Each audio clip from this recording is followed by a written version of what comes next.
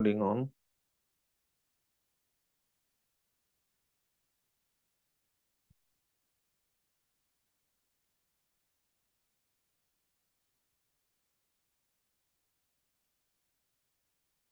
Alright.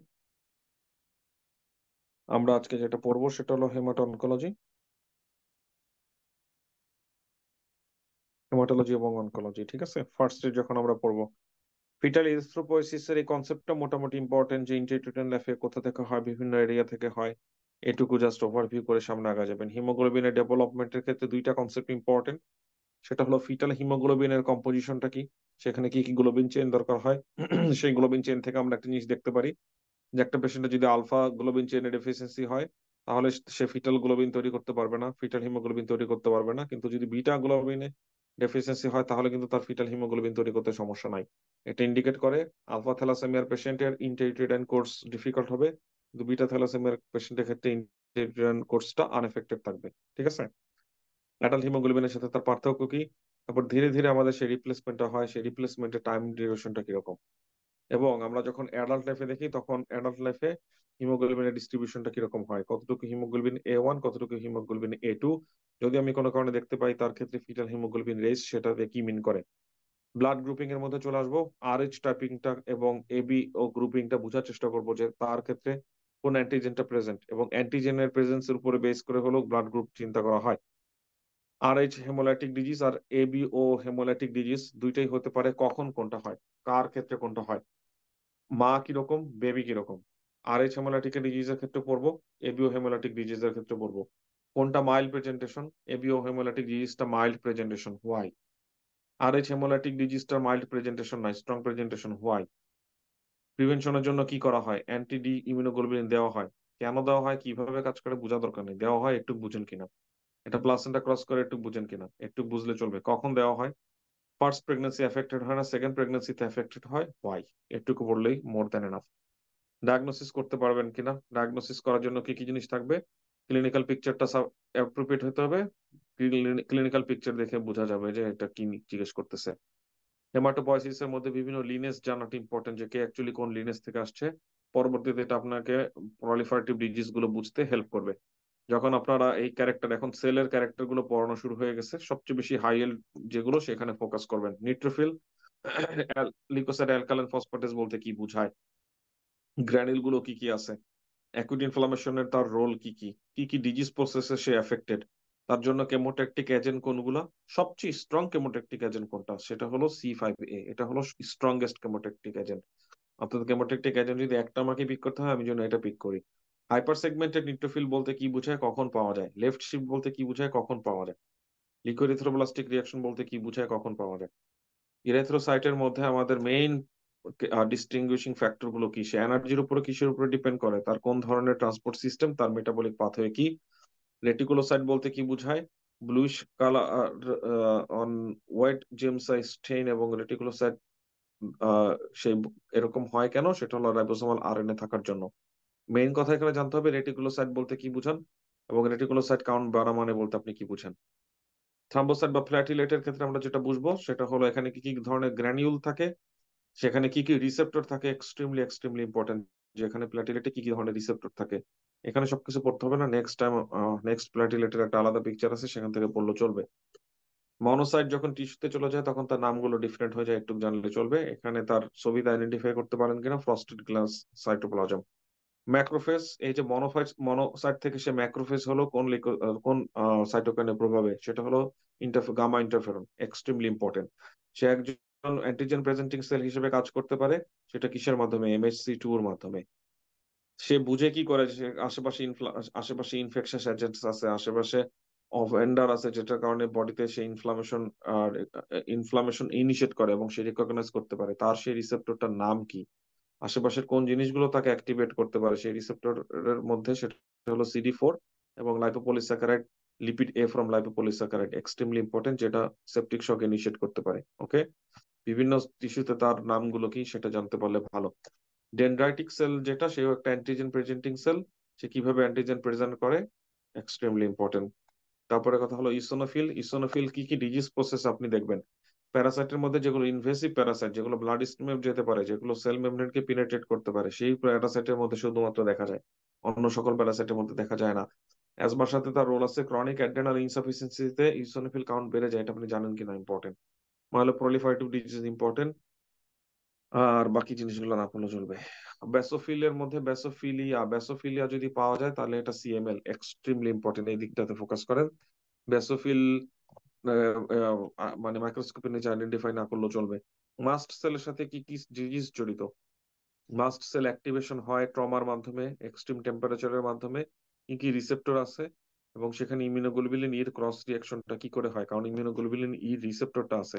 তাহলে mast cell, immunoglobulin ই, type 1 hyper sensitivity, সবগুলোকে একত্রে করবেন, এক্সাম্পল হিসেবে নেবেন আবার অ্যাজমাকে, এভাবে ব্রিজ করবেন পড়ালেখাটারে। ম্যাস্টোসাইটোসিস মানে হলো rare proliferation, rare disorder, proliferation হচ্ছে মাস্ট সেলের। এটার সাথে কোন মিউটেশন জড়িত? সিরাম ট্রিপটেজের পরিমাণ বেড়ে যাবে, হিস্টামিনের পরিমাণ বেড়ে যাবে। এই হিস্টামিন বিভিন্ন টিস্যুতে এফেক্ট করবে। স্কিনে যখন স্কিনের ব্লাড ভেসেল এফেক্ট করলে ফ্লাশিং, প্রুরিটাস, সারা বডির ব্লাড ভেসেলকে এফেক্ট করলে তার টিপিআর পড়ে যাবে, টোটাল পেরিফেরাল রেজিস্ট্যান্স ড্রপ করবে, হাইপোটেনশন, অ্যাবডোমিনাল পেইন হবে। কি কারণে অ্যাবডোমিনাল পেইন হবে? H2 রিসেপ্টরকে অ্যাক্টিভেট করে সে পেপটিক আলসার ডিজিজ করবে, সেই জন্য। লিম্ফোসাইট, তারপরে লিম্ফোসাইট গুলোর মধ্যে আমরা পড়বো কি কি ধরনের লিম্ফোসাইট আছে, লিম্ফোসাইট গুলোকে কিভাবে আলাদা করতে হয়, ন্যাচারাল কিলার সেলের মেইন ফাংশন কি, ন্যাচারাল কিলার সেলের সাথে MH1 এর রিলেশনটা কি। তারপরে বি সেল কোন ধরনের ইমিউনিটিতে পার্টিসিপেট করে, কিভাবে সেটা পার্টিসিপেট করে, সে আবার অ্যান্টিজেন প্রেজেন্টিং সেল হিসেবে পার্টিসিপেট করে। টি সেল, কি কি ধরনের টি সেল আছে, তার কো স্টিমুলেটরি সিগন্যালের যেটা প্রোটিন, সেটার নাম কি, CD28, extremely extremely important. Most common circulatory lymphocyte কারা, সেটা হলো টি লিম্ফোসাইট। আর টি লিম্ফোসাইটের মধ্যে CD4 আছে, CD8 আছে। CD4 কি কাজ করে, CD4 কি কাজ করে, এবং CD3 জিনিসটা কি। প্লাজমা সেল, প্লাজমা সেলের ফাংশনটা কি, সেটা ইমিউনিটির কোন আর্ম দিয়ে কাজ করে, হিমোডাল ইমিউনিটির এই পার্টে সে কাজ করে। প্লাজমা সেলের মধ্যে আমরা কি দেখতে পাই, প্লাজমা সেলের মধ্যে গলজি অ্যাপারেটাস গুলো বেশি বেশি দেখতে পাই, কারণ কি, কারণ সে প্রোটিন সিনথেসিস করতেছে। Multiple myeloma, plasma sell discretion, এটা তো সবাই জানে। আর এই যে ক্লক ফেস ক্রোমাটিন ডিস্ট্রিবিউশন দেখতে পাচ্ছেন, ইকসেন্ট্রিক নিউক্লিয়াস, এটা আইডেন্টিফাই করতে পারাটা ইম্পর্টেন্ট। হিমোগ্লোবিন ইলেকট্রোফোরেসিস কখন করব, কোন কোন ডিজিজ আমি হিমোগ্লোবিন ইলেকট্রোফোরেসিস করব, সেটা রাইট সাইডে যারা দেখতেছেন এখান থেকে ডিজিজের নাম দেওয়া আছে। সিকেল সেল ট্রেড বোঝা যাবে, সিকেল সেল ডিজিজ বোঝা যাবে, হিমোগ্লোবিন সি ট্রেড বোঝা যাবে, হিমোগ্লোবিন সি ডিজিজ বোঝা যাবে, হিমোগ্লোবিন SC ডিজিজ বোঝা যাবে। ঠিক আছে? তাহলে কি কি ডিজিজ হিমোগ্লোবিন ইলেকট্রোফোরেসিস থেকে বোঝা যায় সরাসরি, কি কি ইনডিরেক্ট, সেটা বুঝতে হবে। ইনডিরেক্ট বোঝার জন্য আমাদের যেটা যেটা যেটা দেখি সেটা কি, ইনডিরেক্ট বোঝার জন্য আমরা থ্যালাসেমিয়া গুলোকে আমরা কিছু ভাবে ইনডিরেক্টলি দেখতে পারবো। অ্যান্টিগ্লোবিন টেস্ট, অ্যান্টিগ্লোবিন টেস্টের মধ্যে ডিরেক্ট অ্যান্টিগ্লোবিন কি, ইনডিরেক্ট অ্যান্টিগ্লোবিন কি, দুইটা কোশ্চেন করবেন নিজেরে। আমি কি তার অটো অ্যান্টিবডিটা প্লাজমাতে খুঁজতেছি, নাকি অটো অ্যান্টিবডিটা তার টার্গেট RBC মেমব্রেনের সাথে লেগে আছে সেটা খুঁজতেছি। আমাদের এখানে ফাইন্ডার যেটা, সেটা হলো অটো অ্যান্টিবডি ইটসেলফ।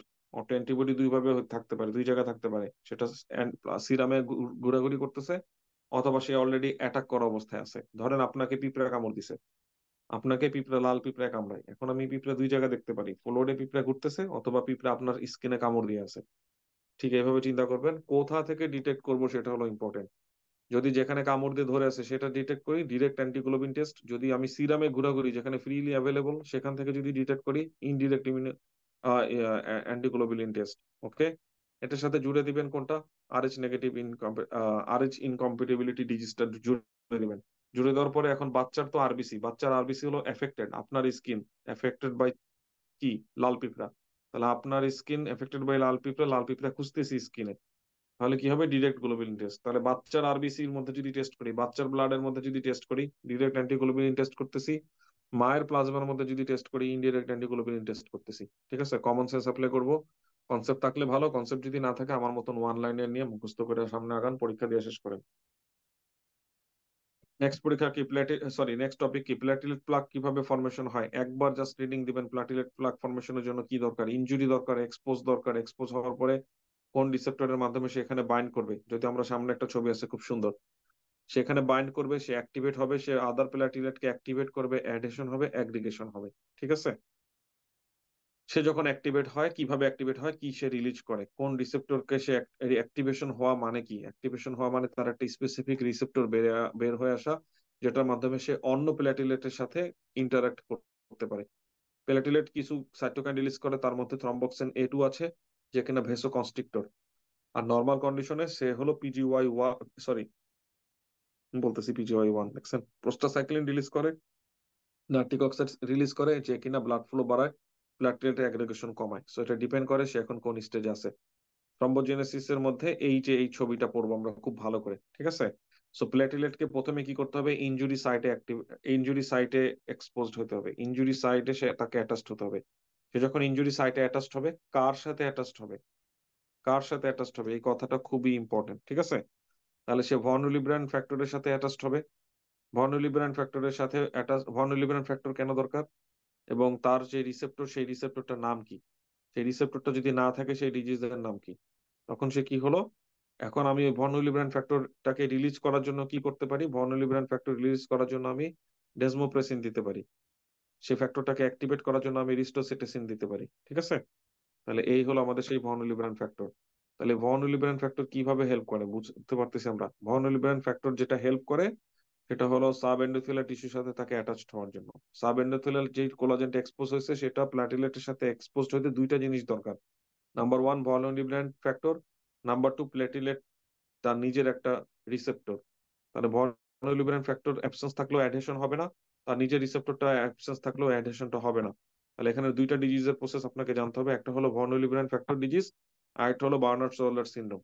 ওকে, এখন আমি যখন টেস্ট করব, টেস্ট করার সময় একটা টেস্টের কথা আমরা হরমেশা শুনবো, সেটা হলো রিস্টোটেসিন স্টিমুলেশন টেস্ট। সেই রিস্টোটেসিনটা কারে স্টিমুলেট করতেছে অ্যাকচুয়ালি, ভন উইলিব্রান্ড ফ্যাক্টরের মাধ্যমে।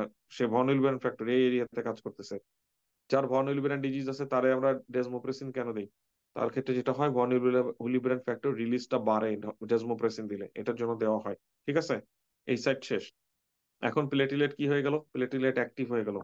প্লেটিলেট যখন অ্যাক্টিভ হয়ে যাবে, তখন সে কিছু সাইটোকাইন রিলিজ করবে আশেপাশের প্লেটিলেটকে অ্যাক্টিভ করার জন্য। আশেপাশে প্লেটিলেট, একটা অ্যাক্টিভ প্লেটিলেট বলতে বোঝায় তার একটা আর অ্যানাদার স্পেসিফিক রিসেপ্টর এক্সপ্রেশন হওয়া, যেটার মাধ্যমে দুইজন প্লেটিলেট একে অপরের সাথে বন্ধনে লিপ্ত হতে পারে। সেই রিসেপ্টরটার নাম কি, সেই রিসেপ্টরটার নাম হলো গ্লাইকোলিপিড নাকি গ্লাইকোফসফেট, ভুলে গেছি। গ্লাইকোফসফেট মেবি, নাকি গ্লাইকোলিপিড, GPL, গ্লাইকোলিপিড মনে হয়, ভুলে গেছি, গ্লাইকোলিপিড হওয়ার কথা। 2B2A, এই রিসেপ্টরের মাধ্যমে সে অন্য একটা প্লেটেলের সাথে অ্যাক্টিভ হতে পারে, তাহলে এই রিসেপ্টর এক্সপ্রেশনটা বাড়বে। এই রিসেপ্টর লেভেলে যে কাজ করবে, এই রিসেপ্টরটাকে কিভাবে কাজ করতে পারি, তাহলে রিসেপ্টরটাকে অ্যাক্টিভেশন, রিসেপ্টরটা এক্সপ্রেশন। তাহলে রিসেপ্টরটা এক্সপ্রেশন হতে দেব না, এরকম একটা ড্রাগ আছে। আবার এই রিসেপ্টরটাকে আমি এক্সপ্রেশন হয়েছে, এক্সপ্রেস হওয়া সেই রিসেপ্টরটারে আমি ব্লক করে দিব, এরকম ড্রাগও আছে। তাহলে রিসেপ্টরটাকে এক্সপ্রেশন হতে দিবে না এরকম ড্রাগের নাম হলো ক্লপিডোগ্রেল। সবগুলো ড্রাগের নাম লাগবে। আর রিসেপ্টরটা এক্সপ্রেশন হয়েছে, এখন এক্সপ্রেস হওয়ার পরে রিসেপ্টরটাকে আমি ব্লক করতেছি, এরকম ড্রাগের নাম হলো এফসিক্সিম্যাব, টিরোফিব্যান। ওকে, সবগুলো ড্রাগের নাম লাগবে এখানে। এই রিসেপ্টরটা যদি কনজেনিটালি অ্যাবসেন্স থাকে, তাহলে অ্যাগ্রিগেশন হবে না, সেই ডেফিসিয়েন্সির নাম হলো গ্রেলসম্যান থ্রম্বোস্থেনিয়া। এখন ওই যে বললাম যে সে কি করবে, সে আরো বেশি প্ল্যাটিলেটকে অ্যাক্টিভেট করবে।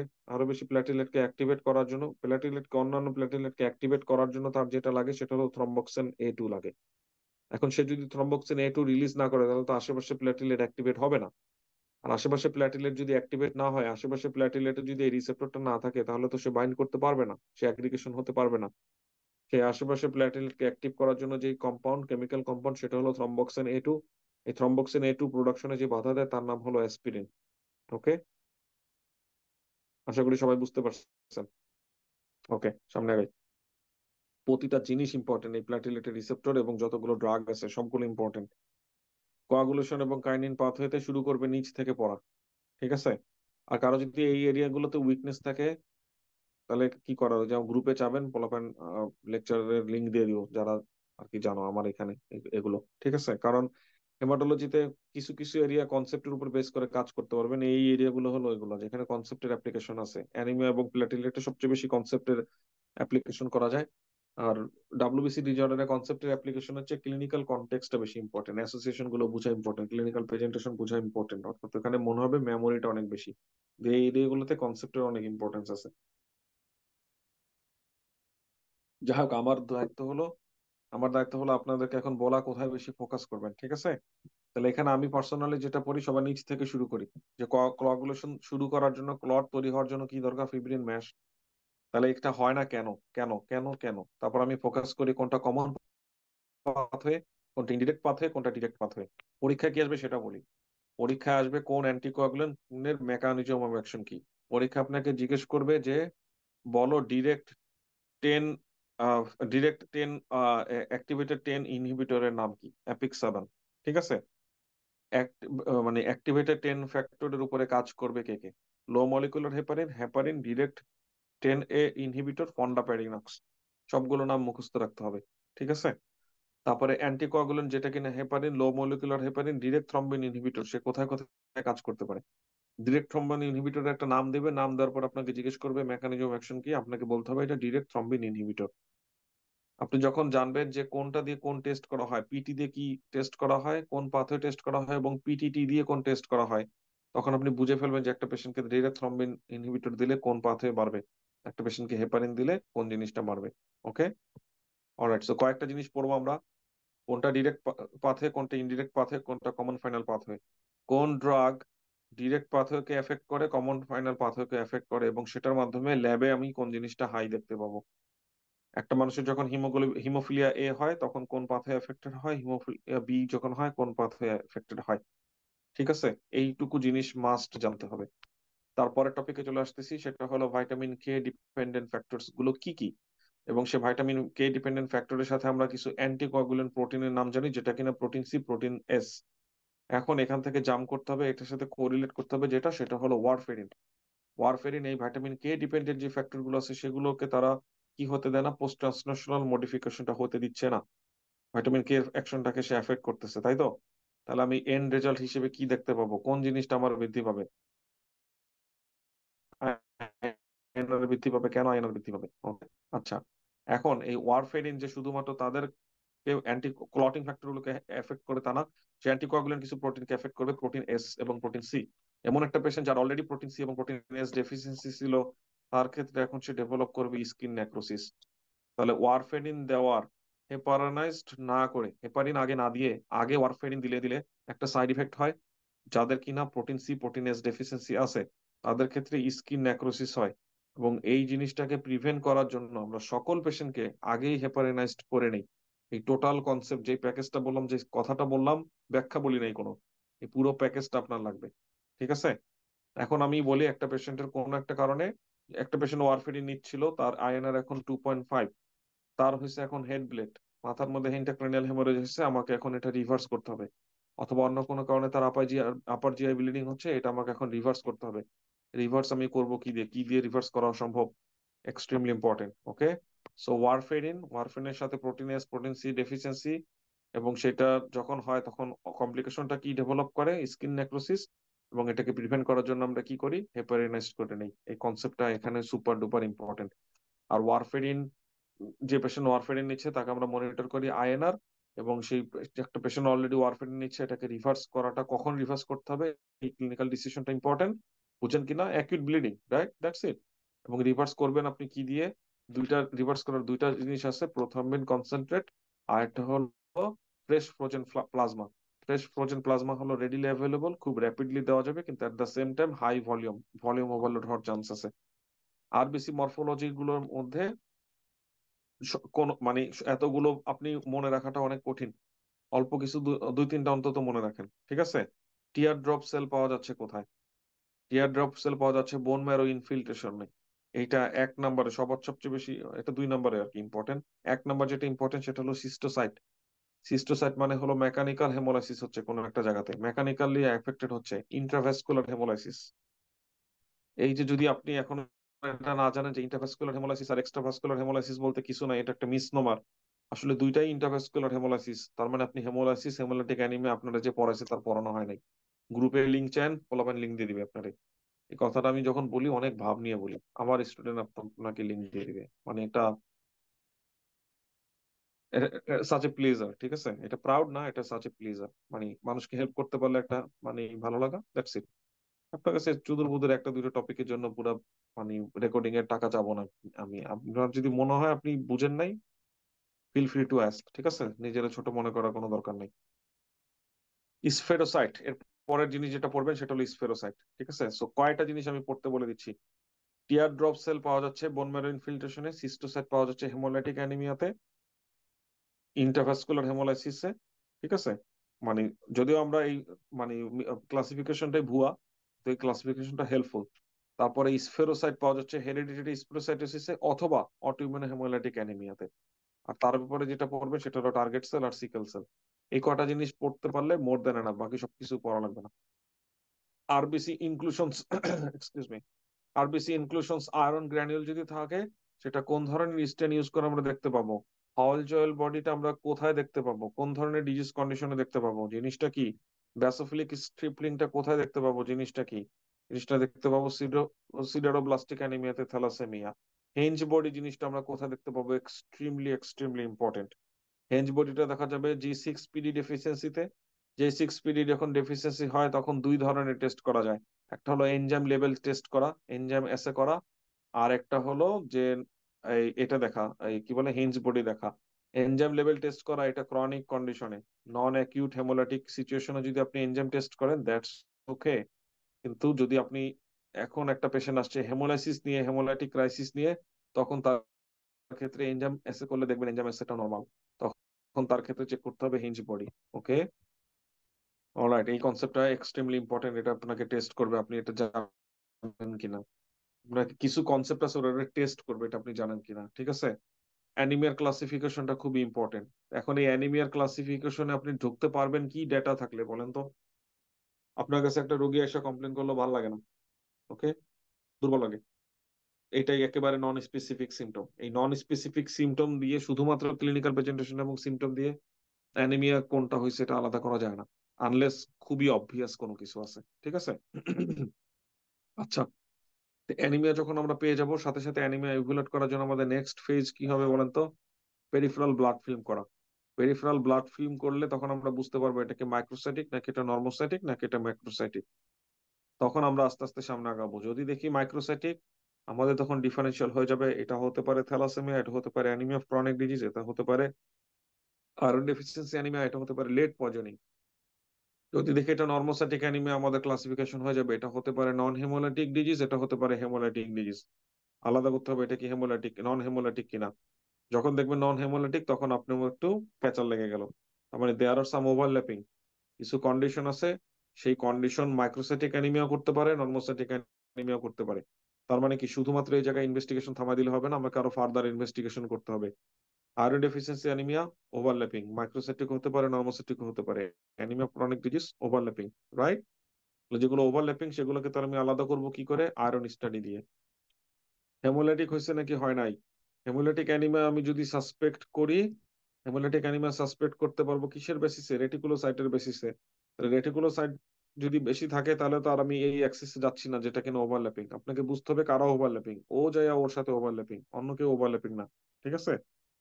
বা ওভারল্যাপিং হইতে পারে, আপনারা পরীক্ষা জিজ্ঞেস করবে না যে একটা পেশেন্টের যার হেমোলাইটিক অ্যানিমিয়া তার কি আয়রন ডেফিসিয়েন্সি হতে পারে না, পারে, আপনারা পরীক্ষা জিজ্ঞেস করবে না, ঠিক আছে? তাহলে আপনি পরীক্ষায় যেটা পাবেন সেটা হলো এই দুইজনের মধ্যে ওভারল্যাপ পাবেন।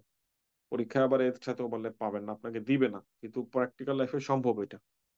তাহলে এইখানে যখন আমি হেমোলাইটিক অ্যানিমিয়াতে আসবো, তখন আপনাকে এই যে এইদিকে যাব নাকি এদিকে যাব, এই ব্যাপারে আপনাকে ডিরেক্ট করবে কে? Reticulocyte count. তাহলে আপনি এভাবে চিন্তা করবেন, অ্যানিমিয়া ডায়াগনোসিস করার জন্য হেমাটোক্রিট, তারপরে হলো হিমোগ্লোবিন। কোন ধরনের অ্যানিমিয়া বোঝার জন্য সবার আগে যেটা দরকার সেটা হলো পিবিএফ। তারপরে আমাদের যেটা দরকার সেটা হলো রেটিকুলোসাইট কাউন্ট, কথাগুলো যেন মনে থাকে। তারপরে যে আমি চিন্তা করবো আইদার রেটিকুলোসাইট কাউন্টে যাবো নাকি মেটাবলিক টেস্ট গুলোতে করবো, যে আয়রন লেভেল দেখা, ভাইটামিন লেভেল দেখা, এভাবে ডিসাইড করা। রেটিকুলোসাইট কাউন্ট দেখে আমি বুঝলাম যাচ্ছে হেমোলাইটিক অ্যানিমিয়া, নেক্সট স্টেপ হলো কোন ধরনের হেমোলাইটিক অ্যানিমিয়া সেটা খুঁজে বের করা, ইন্ট্রিনসিক নাকি এক্সট্রিনসিক।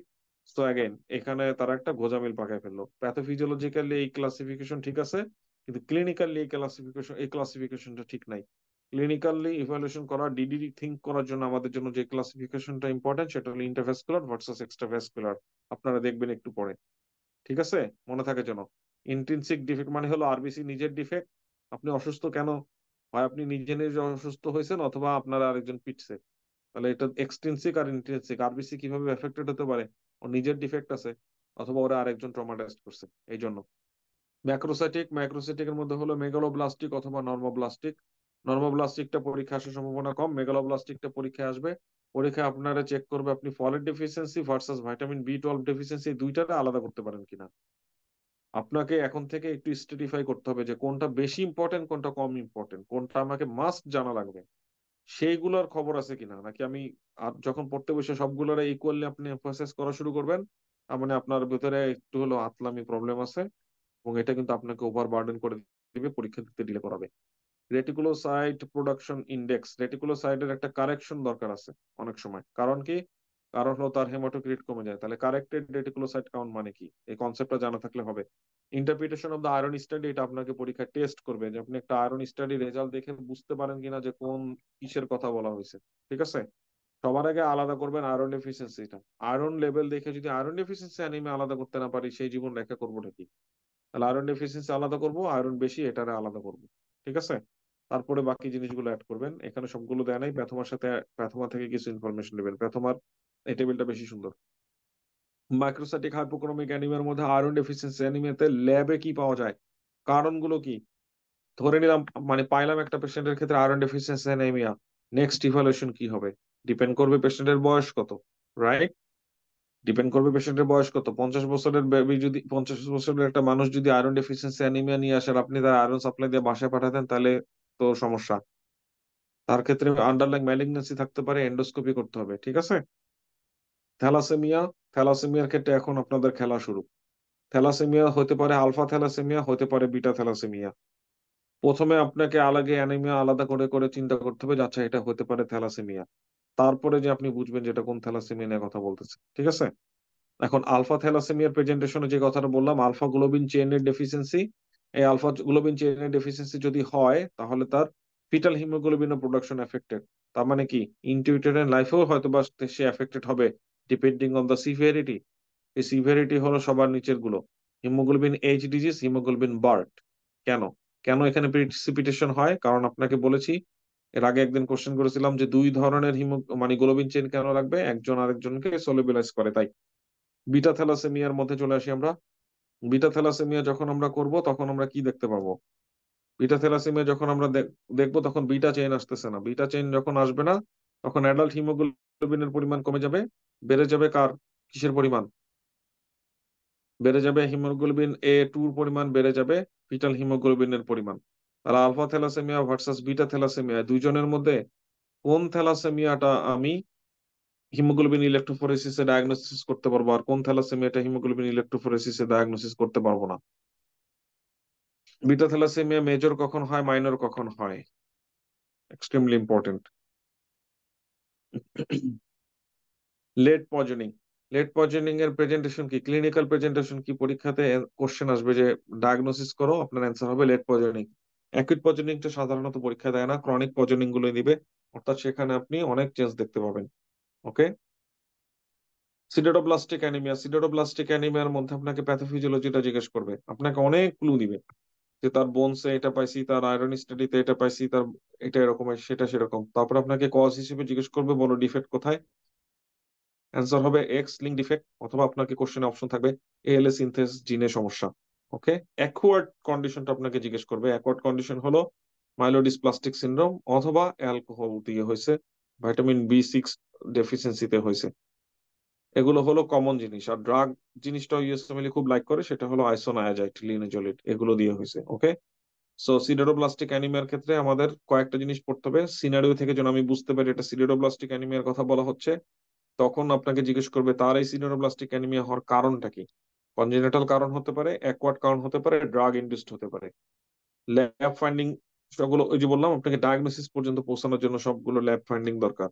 সিডেরোব্লাস্টিক ডায়াগনোসিস করার জন্য আমাদের বোন ম্যারো স্টাডি দরকার। বোন ম্যারো স্টাডি ছাড়া সিডেরোব্লাস্টিক অ্যানিমিয়া ডায়াগনোসিস হয় না। ঠিক আছে? পিবিএফ আমাকে একটা ক্লু দেয়। ওকে। এখন আমরা ট্রিটমেন্ট হিসেবে কি দিব? ট্রিটমেন্ট হিসেবে ওই যে বললাম, প্রথমে আপনি ওই এনজাইমটা থেকে নাম বুঝে ফেলছেন যে এনজাইমটা কে। এনজাইমের একটা কোফ্যাক্টর হলো ভিটামিন B6। তাহলে এই এনজাইম ডেফিসিয়েন্সি, অথবা এনজাইমের কোফ্যাক্টর ডেফিসিয়েন্সি, অথবা এই এনজাইমের কোফ্যাক্টরকে কাজ করতে দিতেছে না, আইসোনায়াজাইড, এইভাবে আর কি ঘটনা ঘটতেছে, তাই তো? তখন আমরা এই এনজাইমটাকে অ্যাক্টিভেট করার জন্য কি করব, আরো বেশি করে কোফ্যাক্টর দিব, তাহলে একটা ট্রিটমেন্ট হতে পারে পাইরিডক্সিন। এই পুরো কনসেপ্টটা আপনাকে পরীক্ষায় আসবে। কিভাবে আলাদা করবেন এটা, megaloblastic anaemia due to folate deficiency নাকি ভিটামিন বি 12 ডেফিসিয়েন্সি? বায়োকেমিক্যালি আলাদা করা যাবে, বায়োকেমিক্যালি কিছু লেভেল দেখে আলাদা করা যাবে, নিউরোলজিক্যাল ফাইন্ডিংস এর উপর বেস করে আলাদা করা যাবে। এক্সট্রিমলি ইম্পর্টেন্ট, দুইটাই আলাদা করা শিখতে হবে। ঠিক আছে? দুইজনের মধ্যে কমন ফিচার কি কি? দুইজনের মধ্যে কমন ফিচার গুলো মাইক্রোসাইটোসিস, হাইপার সেগমেন্টেড নিউট্রোফিল, গ্লোসাইটিস, এগুলো হলো কমন। দুইজনের মধ্যে কমন কি, দুইজনের মধ্যে ডিফারেন্সিয়েটিং ফ্যাক্টর কি? ঠিক আছে, কারণগুলোর মধ্যে একটু বোঝার চেষ্টা করব। সবচেয়ে বেশি ইম্পর্টেন্ট যেটা, সেটা হলো মেথোট্রেক্সেট এবং সালফার ড্রাগের মাধ্যমে হয়। মেথোট্রেক্সেট, সালফার ড্রাগ এবং ফিনাইটোইন, এগুলো দিয়ে হলো ভিটামিন বি 12 ডেফিসিয়েন্সি হয়। আর একটা মানুষ more prone to develop folate deficiency. এবং ফলেট ডেফিসিয়েন্সি কি বলে, ফলেট ডেফিসিয়েন্সির মধ্যে অ্যান্টিফলেট ড্রাগ আছে।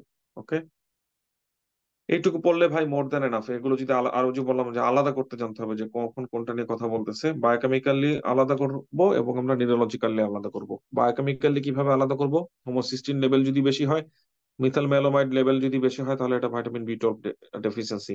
অরোটিক অ্যাসিডিউরিয়া কোন পাথওয়েতে এফেক্ট করতেছে, বায়োকেমিস্ট্রি সে প্রথম পেজটাতে আবার চলে যাবেন। ডিনোভো পাইরামিড সিনথেসিস পাথওয়েতে এফেক্ট করতেছে, কনভার্ট হচ্ছে orotic acid to UMP because of the defect in the UMP synthetase. একটা পেজ আছে যেই পেজের মধ্যে এই সিনথেসিস গুলো দেখাইছে। ঠিক আছে, ওই পেজটা একটু আবার দেখে নিবেন, তাহলে আপনার জন্য এটা দেখতে সমস্যা হবে না। নো হাইপার অ্যামোনেমিয়া যদি থাকে, তাহলে এটা দিয়ে আমি কি আলাদা করতে পারি, কোন ডিজিজটাকে আলাদা করতে পারি। ওকে, ট্রিটমেন্টের জন্য আমি কি ইউজ করব, এবং ইউরিন আমি অরোটিক অ্যাসিড বেশি দেখতে পাবো। নন মেগালোব্লাস্টিক অ্যানিমিয়া, নন মেগালোব্লাস্টিক ম্যাক্রোসাইটিক অ্যানিমিয়া বলতে কি বোঝায়? বোন ম্যারোতে আমি কোনো মেগালোব্লাস্ট খুঁজে পাবো না, কিন্তু পেরিফেরিতে দেখবো আমি macrocytes. Diamond baclofen anaemia, just একটু রিডিং দিয়ে রাখবেন জিনিসগুলো কি, তাহলেই হবে, কিন্তু অত বেশি ইম্পর্টেন্ট, উপরের জিনিস বেশি ইম্পর্টেন্ট। নর্মোসাইটিক নর্মোক্রমিক অ্যানিমিয়ার মধ্যে কি কি আছে? নর্মোসাইটিক নর্মোক্রমিক অ্যানিমিয়া যখন আমরা হেমোলাইসিস দেখি, তখন আমরা কি কি জিনিস চেক করি? তখন আমাদের হ্যাপ্টোগ্লোবিন চেক করি। হ্যাপ্টোগ্লোবিন লো থাকা মানে কি, সিস্টোসাইট হাই থাকা মানে কি, হিমোগ্লোবিন ইউরিয়া থাকা মানে কি, হেমোসিডিন ইউরিয়া থাকা মানে কি, ইউরোবিলিনোজেন থাকা মানে কি। কোন জিনিসগুলো কমন, কোন জিনিসগুলো হলো ডিফারেন্সিয়েটিং ফ্যাক্টর? যেমন haptoglobin differentiating factor, schistocyte differentiating factor, haemoglobinuria haemosiderinuria differentiating factor. কিন্তু ইউরোবিলিনোজেনটা সেম থাকাটা, এটা আলাদা করা যাবে না যে এটা কি ইন্ট্রাভাস্কুলার হেমোলাইসিস নাকি এক্সট্রাভাস্কুলার হেমোলাইসিস। এবং এলডিএইচ এর ক্ষেত্রেও আলাদা করা যাবে না, এটা কি কমন নাকি আনকমন। রেটিকুলোসাইট হাই পাওয়া, এটাও আলাদা করা যাবে না যে কোনটা দিয়ে কোনটা হচ্ছে। পিগমেন্টেড গলস্টোন, এটাও আলাদা করা যাবে না যে ইন্টারভ্যাসকুলার নাকি এক্সট্রাভ্যাসকুলার। সো টেক হোম মেসেজ হলো, ইন্টারভ্যাসকুলার আর এক্সট্রাভ্যাসকুলার বুঝার চেষ্টা করা। একটাতে ম্যাক্রোফেজ ইনভলভ আর একটাতে ম্যাক্রোফেজ ইনভলভ না। একটাতে আয়রন মেটাবলিজম করার জন্য ম্যাক্রোফেজ ইনভলভ, আর একটা আয়রন মেটাবলিজমের জন্য ম্যাক্রোফেজ ইনভলভ না। ফ্রি আয়রন গুলোকে আমি ব্লাডে ছেড়ে দিচ্ছি, সেটা হলো ইন্টারভ্যাসকুলার হেমোলাইসিস। দুজনের মধ্যে common findings, common lab finding গুলো কি কি? Increase LDH level, increase reticulocytosis, conjugated bilirubinaemia, pigment gallstone এবং ইউরোবিলিনোজেন ইন দ্য ইউরিন। আর ডিফারেন্সিয়েটিং ফ্যাক্টরের মধ্যে যারা ইন্টারভ্যাসকুলার, হেপ্টোগ্লোবিলিন কম, সিস্টোসাইট বেশি, এই দুইটা হলো সবচেয়ে বেশি ইম্পর্টেন্ট, আর সাথে বাকি জিনিস তো আছে। নর্মোসাইটিক নর্মোক্রম কি বলে, নন হেমোলাইটিক নর্মোসাইটিক অ্যানিমিয়ার মধ্যে anaemia of the chronic disease. Anaemia of the chronic disease হয় কেন, কোন সাইটোকাইনের কারণে হয়, পছন্দ করে? বেসিক প্যাথোফিজিওলজিটা কি? ম্যাক্রোফেজ আয়রন রিলিজ করতে চায় না, আয়রন অ্যাবজর্পশন করতে চায় না, এগুলো হলো তাদের মেকানিজম। কোন ধরনের disease condition anaemia chronic disease গুলো হয়? ইউজুয়ালি ক্রনিক ইনফ্লামেটরি ডিজিজ অথবা ম্যালিগন্যান্সি। আয়রন স্টাডিতে কি ধরনের ফাইন্ডিংস দেখতে পাবো? Extremely important. ম্যানেজমেন্টের মধ্যে এই কনসেপ্টটা স্টেপ ওয়ানের জন্য ইম্পর্টেন্ট, যে ট্রিট দ্য আন্ডারলাইং কজ, এটাই, আর কিছু জানা না। ক্রনিক কিডনি ডিজিজের ক্ষেত্রে আমরা ইরিথ্রোপয়েটিন ট্রিটমেন্ট দিতে পারি, কখন দিব? আগে মেক শিওর করতে হবে যে পেশেন্টের সাফিসিয়েন্ট নিউট্রিয়েন্ট আছে। এখন পেশেন্টের আয়রন ডেফিসিয়েন্সি আছে, আন্ডারলাইং ফলেট ডেফিসিয়েন্সি আছে, নাকি এরকম কোনো রুলস আছে যে যার রেনাল ডিজিজ থাকবে, যার ক্রনিক রেনাল ফেলিওর থাকবে, তার আর আন্ডারলাইং কোনো ডেফিসিয়েন্সি থাকতে পারে না? থাকতে পারে তো। তার মানে আপনি একটা পেশেন্টকে স্টিমুলেন্ট দেওয়ার আগে মেক শিওর করতে হবে যে তার আর আয়রন ডেফিসিয়েন্সি নাই, তার ফলেট ডেফিসিয়েন্সি নাই। তাহলে ইরিথ্রোপয়েটিন শুরু করার আগে একটা পেশেন্টের যদি সিকেডির পেশেন্ট হয়, ইরিথ্রোপয়েটিন দেওয়ার আগে কি চেক করতে হবে? ইরিথ্রোপয়েটিন দেওয়ার আগে চেক করতে হবে তার আয়রন, তার ফলেট, তার ভিটামিন বি 12 এগুলো ঠিক আছে কিনা। এই কনসেপ্ট গুলো লাগবে। অ্যাপ্লাস্টিক অ্যানিমিয়া, অ্যাপ্লাস্টিক অ্যানিমিয়ার সেকেন্ডারি কজ গুলো একটু বোঝার চেষ্টা করতে হবে, যে একটা পেশেন্ট যদি অ্যাপ্লাস্টিক অ্যানিমিয়া নিয়ে আসে আমি কি চিন্তা করবো। আমি যদি দেখি যে শুধুমাত্র আইসোলেটেড আরবিসি এফেক্টেড, সেই ক্ষেত্রে প্লাস্টিক অ্যানিমিয়ার একটা অ্যাসোসিয়েশন হলো থাইমোমা। ওকে, রেডিয়েশন থেকে হতে পারে, ভাইরাল এজেন্ট থেকে হতে পারে, ইডিওপ্যাথিক হতে পারে, ড্রাগ রিলেটেড হতে পারে। সবচেয়ে বেশি ইম্পর্টেন্ট হলো ড্রাগ রিলেটেড কজ গুলো বোঝা, এবং ক্যান্সার কেমোথেরাপি অথবা রেডিয়েশন থেরাপি থেকে এটা হয়, এটা বোঝা। আর কি বলবো এখান থেকে, অ্যাপ্লাস্টিক ক্রাইসিস সেটা বোঝা কাদের ক্ষেত্রে এটা হয়। মোর দেন এনাফ। হেরিডিটারি স্ফেরোসাইটোসিস, ইউএসএমএল এটা খুব পছন্দ করে। হেরিডিটারি স্ফেরোসাইটোসিস এর পেশেন্ট কি নিয়ে প্রেজেন্ট করবে, কেন তাদের হেমোলাইসিস হবে, আরবিসি গোল থাকলে সমস্যা কোথায়?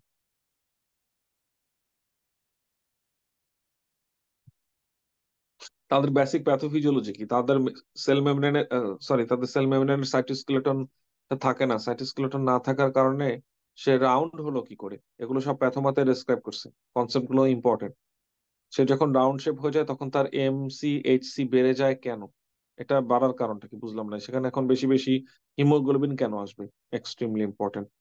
তারপরে বুঝলাম সে রাউন্ড হয়ে গেছে, রাউন্ড হয়ে গেলেই তারা এখন স্প্লিনে রিমুভ করে ফেলানো লাগবে, ওয়াই? তাহলে যে স্প্লিন থেকে, স্প্লিনের ম্যাক্রো কি বলে, স্প্লিনের মধ্যে থেকে যে রেটিকুলার এন্ডোথেলিয়াল সিস্টেম তাকে রিমুভ করতেছে, তাহলে এটা কি ইন্ডিকেট করে কোন ধরনের হেমোলাইসিস হবে, তার কোন ধরনের হেমোলাইসিসের কথা বলতেছে, ইন্টারভ্যাসকুলার নাকি এক্সট্রাভ্যাসকুলার? এক্সট্রাভ্যাসকুলার। এই পেশেন্ট গুলোর অ্যাপ্লাস্টিক ক্রাইসিস হতে পারে। এই অ্যাপ্লাস্টিক ক্রাইসিস, এই যে ক্রিটিক্যাল কন্ডিশনটা, এটা আপনি ডায়াগনোসিস করতে পারেন কিনা পরীক্ষা আসবে। যে একটা পেশেন্টের আন্ডারলাইন কিছু অ্যানিমিয়া আছে, এখন সে নতুন প্রেজেন্টেশন হয়েছে তার অ্যাকিউট অ্যাপ্লাস্টিক ক্রাইসিস নিয়ে, আলাদা করতে পারেন কিনা, সিগনিফিকেন্ট ইম্পর্টেন্ট। একটা পেশেন্টের হেরিডিটারি স্ফেরোসাইটোসিসটাকে ডায়াগনোসিস করার জন্য আমরা কি কি টেস্ট করতে পারি, সেই টেস্টের নামগুলো কি কি, এবং টেস্টের মধ্যে আমরা কি দেখতে পাবো, কোনটা স্পেসিফিক টেস্ট, কোনটা non specific test. Osmotic fragility test, এটা হলো একটা non specific test. Then which one is the specific test, যেটা আমাকে ক্লিয়ারলি শো করবে দেয়ার ইজ নো সাইটোস্কেলেটন, সেটাই স্পেসিফিক টেস্ট। ট্রিটমেন্ট হিসেবে স্প্লেনেক্টমি কেন করব, কারণ তার মেইন সমস্যা, সে যখন রাউন্ড হয়ে যায় তখনও তো তার হিমোগ্লোবিন থাকে, তখনও তো সে কি করতে পারে, অক্সিজেন ডেলিভারি দিতে পারে। কিন্তু ওই রাউন্ড রাউন্ড আরবিসির প্রতি, স্ফেয়ার শেপ আরবিসির প্রতি আমরা বেশি সেন্সিটিভ, আমাদের রেটিকুলার এন্ডোথেলিয়াল সেল বেশি সেন্সিটিভ, দ্যাটস ওয়াই আমি স্প্লিনটাকে কেটে ফেলবো। কেন এটা treatment? PNH for some reason, USMLE PNH কে খুব পছন্দ করে, প্যারাক্সিসমা নকটার্নাল হিমোগ্লোবিনুরিয়া। এই কথা দিয়ে কি বোঝায়? প্যারাক্সিসমা মানে কি, নকটার্নাল মানে কি, হিমোগ্লোবিনুরিয়া মানে কি? হিমোগ্লোবিনুরিয়া মানে হিমোগ্লোবিন ইউরিনে চলে আসতেছে, এটা মানে হলো ইন্টারভ্যাসকুলার হেমোলাইসিস এর কথা বলতেছে। বাকি দুইটা জিনিস আপনার না জানলেও চলবে, যে কেন প্যারাক্সিসমা, কেন নকটার্নাল, এটা তো আপনার জানা দরকার নাই। এই হেমোলাইসিসটা যে complement mediated, this is important. কোন জিনিসের অ্যাবসেন্স, জিপিআই অ্যাঙ্কর সিনথেসিস থাকতেছে না, অ্যাঙ্কর আসতেছে না, এই জন্য ডিক্যাক্সিলেটরিং ফ্যাক্টর গুলো এখানে বসতেছে না, এইটা। এবং এটা বোঝার জন্য আমরা কি কি চেক করব, এটা বোঝার জন্য আমরা দেখবো যে এখানে CD59টা অ্যাবসেন্ট, CD55টা অ্যাবসেন্ট, এটা আমরা দেখে ফেলবো, ঠিক আছে? এটা দেখার জন্য কোন টেস্ট করা হয়, এটা দেখার জন্য যে টেস্ট করা হয় সেটার নাম হলো ফ্লো সাইটোমেট্রি। এখন যে বুঝে ফ্লো সাইটোমেট্রি কি, ফ্লো সাইটোমেট্রিতে কি দেখা হয় এবং রেজাল্ট কিভাবে পড়তে হয়, তার এটা পড়তে একরকম ভালো লাগবে। কিন্তু এটা সারা কি সম্ভব? হ্যাঁ, সারাও সম্ভব, এটা সারাও পারা সম্ভব। প্যারাক্সিসমা নকটার্নাল হিমোগ্লোবিনুরিয়ার মধ্যে কম টেস্ট নেগেটিভ, কম টেস্ট নেগেটিভ এই কথা কেন আসলো? আচ্ছা, যেহেতু এটার প্যাটার্নটা কি হবে, এটার প্যাটার্নটা হবে ইন্টারভ্যাসকুলার হেমোলাইসিস, যেটার একটা কমন কজ হলো ইন্টারভ্যাসকুলার হেমোলাইসিসের অটো অ্যান্টিবডি, অটো ইমিউনো। তাহলে একটা এক্সক্লুশন করা যায়, না this is not autoimmune disease, autoimmune haemolysis, সেটার জন্য কম টেস্ট নেগেটিভ প্রুফ করা। প্যানসাইটোপেনিয়া দিয়ে কি বুঝায়, এই যে তার কি বলে, কমপ্লিমেন্ট অ্যাটাক থেকে শুধুমাত্র আরবিসি না, বাকি সেলগুলো নিজেদেরকে প্রিভেন্ট করতে পারতেছে না, that's why pancytopenia.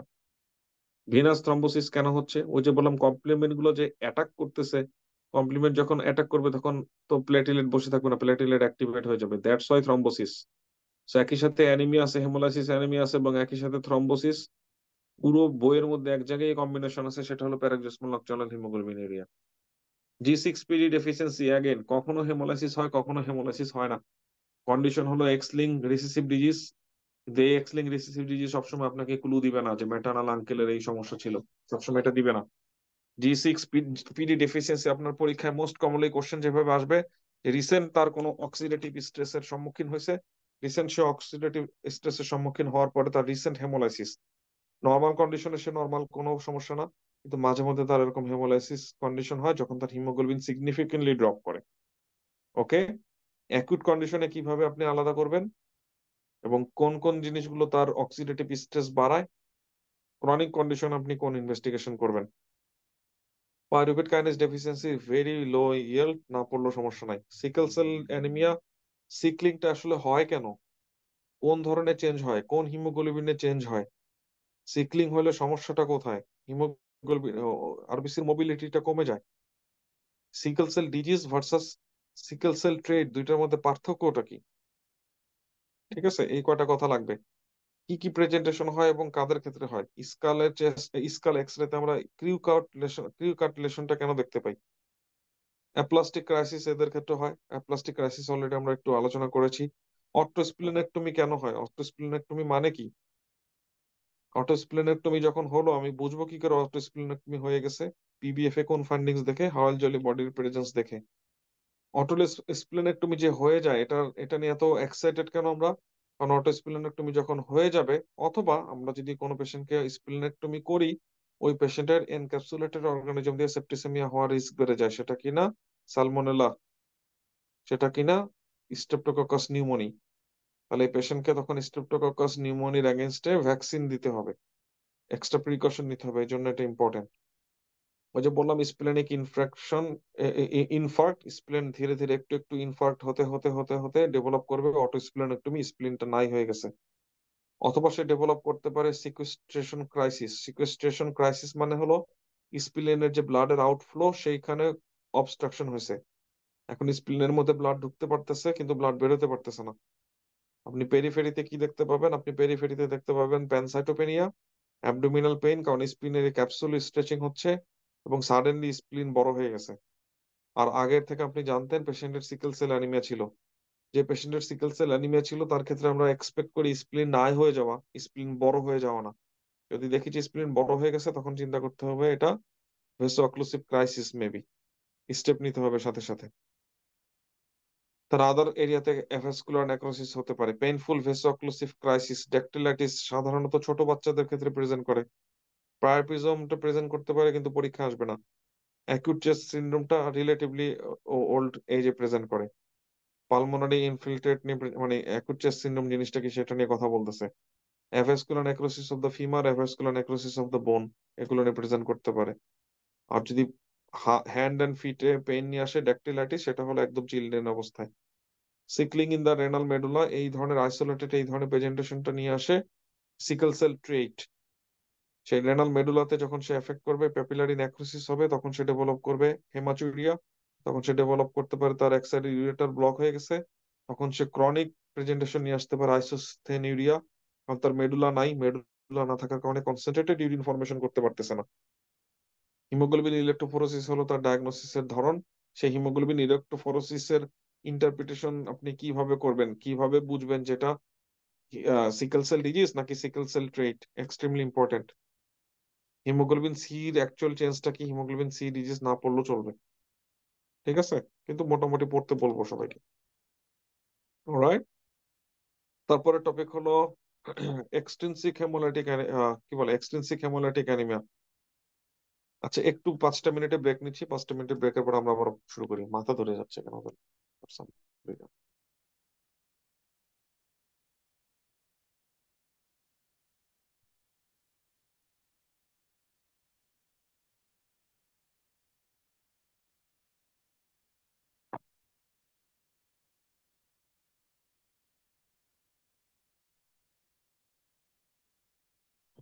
Okay, autoimmune haemolytic anaemia সবচেয়ে বেশি এটা দুইটা ইম্পর্টেন্ট অ্যাসোসিয়েশন গুলো বুঝতে পারা।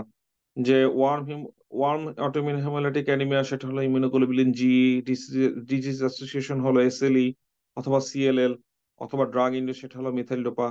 কোল্ড এর মধ্যে সবচেয়ে বেশি ইম্পর্টেন্ট যেটা সেটা হলো মাইকোপ্লাজমা নিউমোনি। ওকে, অ্যাসোসিয়েশন গুলো ইম্পর্টেন্ট, কোন ডিজিজের সাথে অ্যাসোসিয়েটেড, কোন অ্যান্টিবডি, কোন ইমিউনোগ্লোবুলিন থাকে।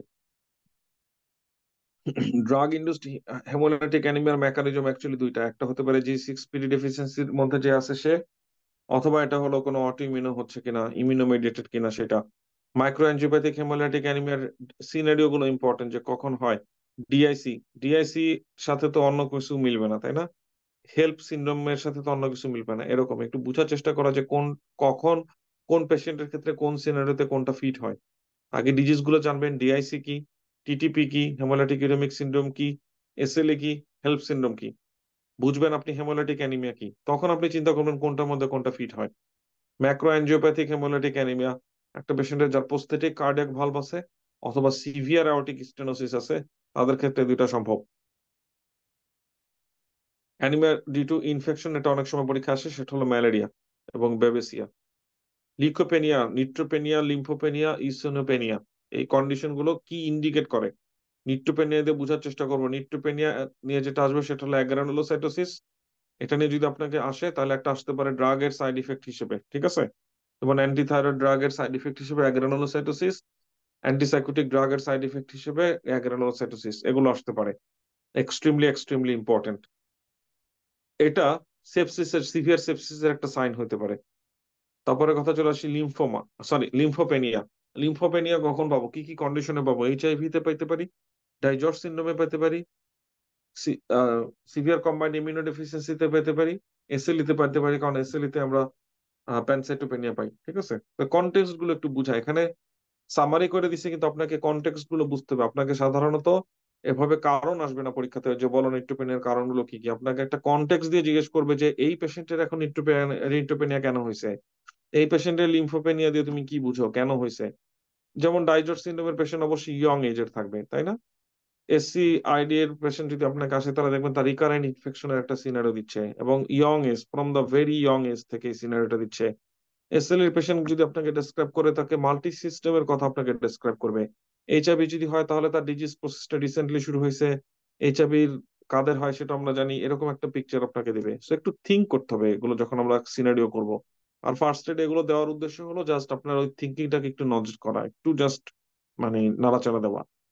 ইসোনোপেনিয়া কাদের ক্ষেত্রে পাওয়া যায়? কুশিং সিনড্রোমের ক্ষেত্রে পাওয়া যায়, গ্লুকোকর্টিকয়েডের ক্ষেত্রে পাওয়া যায়, কারণ আমরা জানি স্টেরয়েড গুলো ইসোনোফিল কাউন্ট কমায় দেয়, তাই। লেড পয়জনিং এর ক্ষেত্রে কোন এনজাইম এফেক্টেড? এই টেবিলটা থেকে এই যে সিনথেসিস পাথওয়ে থেকে মিনিমাম একটা কোশ্চেন আসবে, ঠিক আছে? হিম সিনথেসিস পাথওয়ে, পোরফাইরিয়া কি লেড পয়জনিং কিভাবে এফেক্ট করে, লেড পয়জনিং কোন এনজাইমকে এফেক্ট করতে পারবে, পরীক্ষায় আসবে। এবং তার অ্যাকুমুলেটেড সাবস্ট্রেটের নাম কি? অ্যাকিউট ইন্টারমিটেন্ট পোরফাইরিয়া আর পোরফাইরিয়া কিউটেনিয়া টার্ডা। এটাকে আলাদা করার একটা উপায় হলো যে ইনিশিয়াল পাথওয়েতে এফেক্টেড নাকি ফাইনাল, মানে শেষের দিকের পাথওয়েতে এফেক্টেড। এটা বুঝার একটা আলাদা করার একটা উপায় হলো, সেটা হলো ফটোসেন্সিটিভিটি। ওকে, যেটা পড়তে হবে কোন এনজাইমের ডেফিসিয়েন্সি হচ্ছে, অ্যাকুমুলেটেড সাবস্টেন্স গুলোর নাম কি, ট্রিটমেন্ট কি এবং ট্রিটমেন্ট কেন। আর একটা ব্যাপার হলো, পোরফাইরিয়া যখন আপনার কাছে প্রেজেন্ট করবে, পেশেন্ট অ্যাবডোমিনাল পেইন নিয়ে প্রেজেন্ট করবে, এই কথাটা যেন আমরা ভুলে না যাই, ঠিক আছে? অ্যাবডোমিনাল পেইন নিয়ে প্রেজেন্ট করবে। সাধারণত কখন প্রেজেন্ট করে? সাধারণত প্রেজেন্ট করে হলো after a precipitating factor. It can be alcohol, it can be starvation, it can be something new drug, or এটা হতে পারে, কেন এটা পিউবার্টির পরে, কারণ পিউবার্টির হরমোন গুলো আসার পরে সেই এটাকে ইনিশিয়েট করে, এই জন্য। ঠিক আছে, এই সিচুয়েশন গুলো একটু বুঝা যে কখন প্রেজেন্ট করবে। ফটোসেন্সিটিভিটি যদি থাকে তাহলে লেট এনজাইম গুলো এফেক্টেড, আর যদি ফটোসেন্সিটিভিটি না থাকে তাহলে আর্লি এনজাইম গুলো এফেক্টেড, এভাবে চিন্তা করা। Iron poisoning acute versus chronic, এটা অ্যাক্সিডেন্টাল হতে পারে, এটা রিয়েল পয়জনিং অন্য কেউ দিছে সেটা হতে পারে, অনেক কিছুর কারণ হতে পারে। অ্যাকিউট পয়জনিং এ জিআই আপসেটনেসটা খুবই বেশি, খুবই সিগনিফিকেন্ট, এটুকু আলাদা করতে পারাটা ইম্পর্টেন্ট। কোয়াগুলেশন ডিসঅর্ডারে আমরা কি কি টেস্ট ইউজ করি, এই টেস্ট গুলো আমাদেরকে কি সম্পর্কে ইনফরমেশন দেয়, কোন টেস্ট কোন ডিজিজ আমি অ্যাবনর্মাল পাবো, কোন কন্ডিশন আমি অ্যাবনর্মাল পাবো, extremely important. Haemophilia A, B অথবা সি, হিমোফিলিয়া এ এবং বির উপর আমি বেশি বেশি মনোযোগ দিতে বলবো, এবং কোন টেস্ট আমি তাকে করব, এবং ট্রিটমেন্ট হিসেবে কি দিব। ট্রিটমেন্ট হিসেবে কেন আমি ডেসমোপ্রেসিন দিব, ট্রিটমেন্ট হিসেবে আমি ফ্যাক্টর 8 কনসেন্ট্রেট দিতে পারবো কিনা, এমিসুমাব কেন দিতে পারবো, ফ্যাক্টর 9 কনসেন্ট্রেট দিতে পারবো। তাহলে কি কি কনসেন্ট্রেট দিতে পারবো, সাথে ডেসমোপ্রেসিন দিতে পারবো in case of factor 8 deficiency. Okay, vitamin K deficiency যদি হয়, ভাইটামিন কে ডেফিসিয়েন্সির ক্ষেত্রে জেনারেলাইজড কোয়াগুলেশন ডিফেক্ট, সাধারণত অবস্ট্রাকটিভ জন্ডিসের ক্ষেত্রে ভাইটামিন কে ডেফিসিয়েন্সি হয়, অথবা প্যানক্রিয়াটিক ইনসাফিসিয়েন্সির ক্ষেত্রে ভাইটামিন কে ডেফিসিয়েন্সি হয়। তাহলে আপনারা দেখবেন যে এরকম অ্যাসোসিয়েশন করে দিচ্ছে। বার্নার্ড সোলার সিনড্রোমের ক্ষেত্রে আমি বুঝতে হবে আগে ডিজিজ প্রসেসটা, আপনাকে আবার সেই ছবিটা আঁকতে হবে, ছবিটা দেখতে হবে, আইডেন্টিফাই করতে হবে অ্যাকচুয়াল ডিফেক্টটা কোথায়। যখন ড্রাগ গুলো পড়বেন তখনও সেম কাজ করবেন। বার্নার্ড সোলার সিনড্রোম, তার অ্যাকচুয়াল সমস্যাটা কোথায়।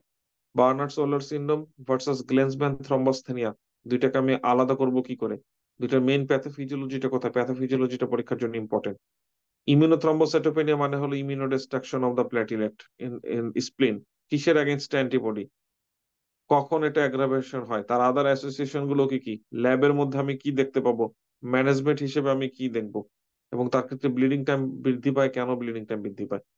ইউরেমিক প্ল্যাটিলেট ডিসফাংশন এইটা যদি হয়, ইউরেমিয়াতে যে প্ল্যাটিলেটের ডিসফাংশন হয়, এই কনসেপ্টটুকু আপনার আছে কিনা, দিস ইজ ইম্পর্টেন্ট। এবং যদি এটা থাকে তাহলে আপনি কিভাবে প্রেজেন্টেশন হবে, bleeding manifestation, blood urine nitrogen greater than 50, এবং it's a indication for dialysis. Thrombotic microangiopathic thrombotic thrombocytopenic purpura versus haemolytic uraemic syndrome, কোনটা সাধারণত অ্যাডাল্টে আসে, কোনটা সাধারণত চিলড্রেন আসে, কোনটার সাথে ডায়রিয়া অ্যাসোসিয়েটেড থাকে, কোনটার সাথে কোনো ডায়রিয়া বা ফুড এক্সপোজারের অ্যাসোসিয়েশন থাকে না। তারপরে কথা হলো প্যাথোফিজিওলজি, থ্রম্বোটিক থ্রম্বোসাইটোপেনিয়ার প্যাথোফিজিওলজিটা কি, আর হেমোলাইটিক ইউরেমিক সিন্ড্রোমের প্যাথোফিজিওলজিটা কি, সরাসরি পরীক্ষায় আসবে। প্রেজেন্টেশন দুইজনেরই তো সেম, আলাদা করব কি করে? কার ক্ষেত্রে নিউরোলজিক প্রেজেন্টেশন আছে, কার ক্ষেত্রে নিউরোলজিক সিমটম নাই, which can be very very non specific, very very non specific. Management কিভাবে করব, এবং ল্যাবের মধ্যে আমি কি দেখতে পাবো? তাহলে অ্যাগেন আলাদা করবেন, মানে দেখবেন কমন ফিচার গুলো কি কি, এবং দেখবেন যে তাদের মধ্যে ডিফারেন্সিয়েটিং ফিচার কি কি, কি কি দেখে ডিফারেন্সিয়েট করা যায়। ভন উইলিব্রান্ড ডিজিজ ইউএসএমএল এর জন্য এক্সট্রিমলি ইম্পর্টেন্ট। ম্যানেজমেন্ট হিসেবে ডেসমোপ্রেসিন কেন দেওয়া যায়, ask yourself. Okay. Von Willebrand ডিজিজের ক্ষেত্রে ব্লিডিং টাইম কেন বেশি পাওয়া যায়, ask yourself. Partial thromboplastin time বেশি কেন পাওয়া যায়, অ্যাস্ক ইউর সেলফ। কারণ ভন উইলিব্রান্ড ফ্যাক্টরের সাথে ফ্যাক্টর 8 ঘোরাঘুরি করে। Intravascular sorry DIC disseminated intravascular কোয়াগুলেশনে অ্যাসোসিয়েশন বোঝাটা সবচেয়ে বেশি ইম্পর্টেন্ট, যে কোন ধরনের পেশেন্ট এটা ডেভেলপ করবে। Major trauma, sepsis, snake bite, obstetric complication. পরীক্ষাতে সবচেয়ে বেশি কমনলি আসে অবস্টেট্রিক কমপ্লিকেশন, একটা পার্টিকুলার লিউকেমিয়া, এবং মেজর ট্রমা, এগুলো থেকে আসে মেইনলি, ঠিক আছে, অথবা স্নেক বাইট। ডিসেমিনেটেড ইন্টারভ্যাসকুলার কোয়াগুলেশনের প্রেজেন্টেশন গুলো কিরকম হয়, তার আরবিসির মধ্যে কি দেখতে পাবেন, তার কোয়াগুলেশনের মধ্যে কি দেখতে পাবেন। হেরিডিটারি থ্রম্বোফিলিয়া গুলো কি কি, অ্যান্ড হেরিডিটারি থ্রম্বোফিলিয়া মানে হলো হাইপার কোয়াগুলেবিলিটি। ওকে। সো হাইপার কোয়াগুলেবিলিটি যখন আপনি বুঝবেন যে এই পেশেন্টের হাইপার কোয়াগুলেবিলিটি আছে, অন্য কোনো হিন্টস যদি না থাকে, অন্য কোনো অবভিয়াস ফাইন্ডিংস যদি না থাকে, এটা ফ্যাক্টর 5 লেডেন আনটিল প্রুভ আদারওয়াইজ, মনে থাকবে। এখন সে আর কি কি কন্ডিশন আছে যেটা নিয়ে আপনাকে কোশ্চেন করবে। অ্যান্টিথ্রম্বিন 3 ডেফিসিয়েন্সি, যদি দেখেন যে নেফ্রোলজি নিয়ে কথা বলতেছে, রিনাল ফেইলিওর, নেফ্রোটিক সিন্ড্রোম, এগুলো নিয়ে কথা বলতেছে, তাহলে অ্যান্টিথ্রম্বিন 3 ডেফিসিয়েন্সি। যদি এরকম কোনো কথা বলে যে হেপারিন দিছি, হেপারিন দেওয়ার পরও তার ল্যাবে কোনো চেঞ্জ আসে নাই, তার কোয়াগুলেশন স্টাডিতে কোনো চেঞ্জ আসে নাই, তার মানে কি হেপারিন কাজ করতেছে না। কারণ হেপারিন কাজ করার জন্য অ্যান্টিথ্রম্বিন 3টা দরকার হয়, সেই অ্যান্টিথ্রম্বিন 3 যদি না থাকে, হেপারিন কেমনে কাজ করবে? তার মানে আপনাকে ইন্ডিকেট করতেছে অ্যান্টিথ্রম্বিন 3 ডেফিসিয়েন্সির কথা। প্রোটিন 'সি' এবং প্রোটিন 'এস' ডেফিসিয়েন্সি, এটার জন্য তার হাইপার কোয়াগুলেবিলিটি হয়েছে। এই রকম সিনারিওতে পরীক্ষা প্রশ্ন আসবে না, প্রশ্ন আসবে অন্যটা, যে পেশেন্টের underline protein 'C' protein 'S' deficiency হয়তোবা ছিল, তাকে হেপারিনাইজড না করে ওয়ারফেরিন দেওয়া হয়েছে, ওয়ারফেরিন দেওয়ার পর স্কিন নেক্রোসিস হয়েছে, এই জন্য এই ঘটনা ঘটছে। তা আপনার কাছে এরকম মনে হয় না যে ভাই তাহলে আমরা জানি এরকম দিলে এরকম হতে পারে, এরপরও তাহলে ওই শুধুমাত্র ওই পেশেন্টটার ক্ষেত্রে ওয়ারফেরিন শুরু করলো কেন, হেপারিন না দিয়া? এটা তো ভাইয়া জানা জিনিসই, তাই না? এতদিন ধরে পরীক্ষায় প্রশ্ন আসতেছে, এটা একেবারে এত বড় একটা ইস্টাবলিশড কেয়ার হয়ে গেল যে তাহলে তুমি সব পেশেন্টে হেপারিন দিবা, তারপরে ওয়ারফেরিন শুরু করবা। তাহলে সবারই তো সেটা করে, তাহলে আমার এই প্রশ্নে, ইওয়ার্ল্ড এর প্রশ্নে, অথবা আমার ইউএসএমএল এর কোশ্চেনের এই প্রশ্নে, এই পেশেন্টে কেন এটা করা হয় নাই, এই কোশ্চেনটা আসে নাকি আসে না? যাদের যাদের ইউএসএমএল ইওয়ার্ল্ড একবার শেষ হয়েছে, তাদের ক্ষেত্রে কোশ্চেনটা আসছে নাকি আসে নাই একবার মনের মধ্যে?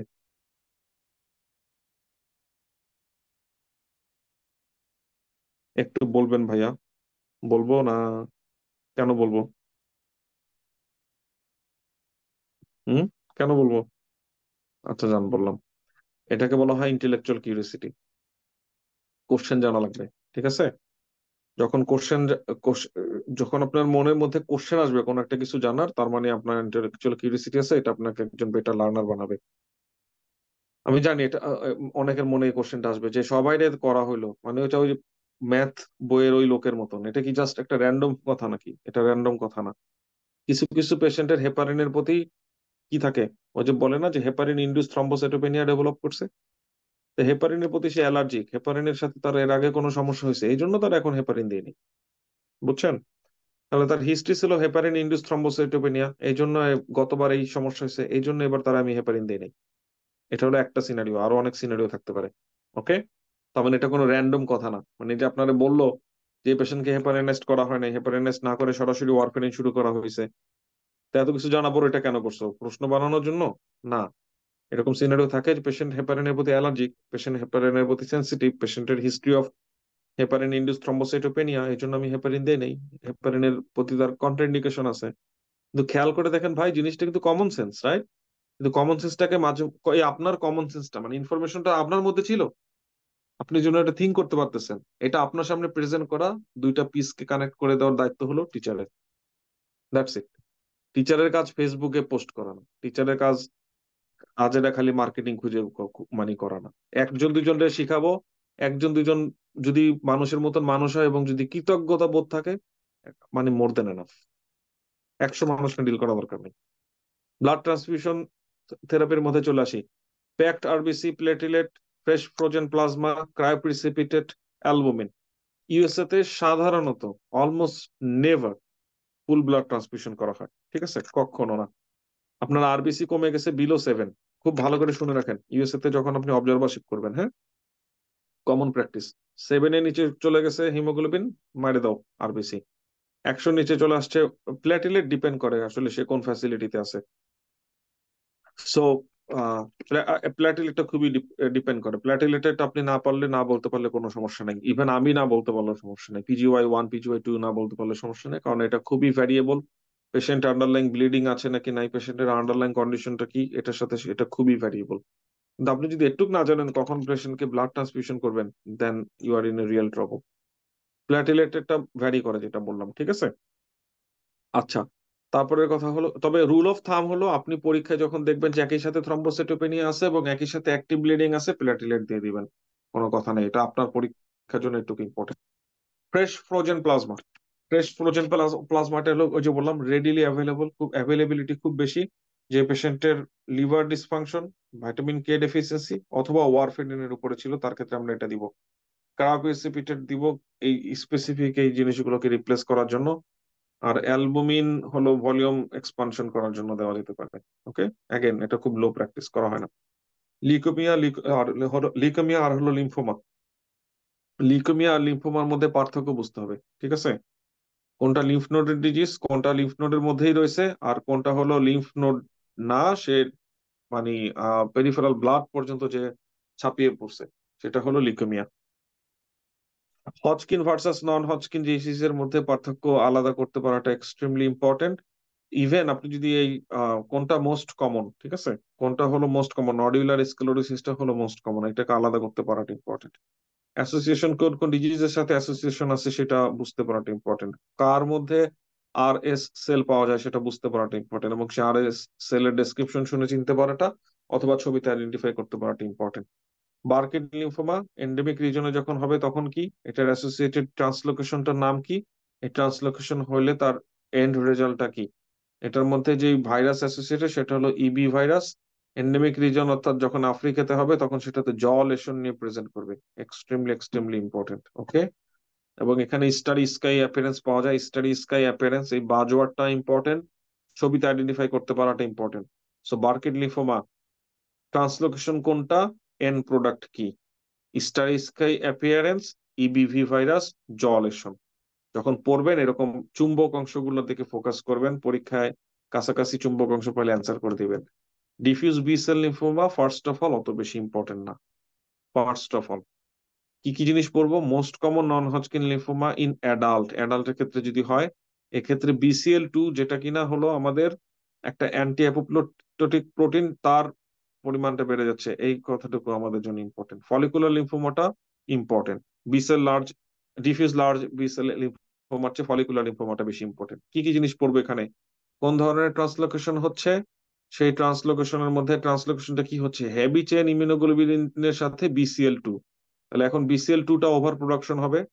BCL2টা কি অ্যান্টি অ্যাপোপ্টোটিক, তাহলে কি সেটা অ্যাপোপ্টোসিস হবে না, ইমর্টালিটি ডেভেলপ করবে। ওকে, অলরাইট।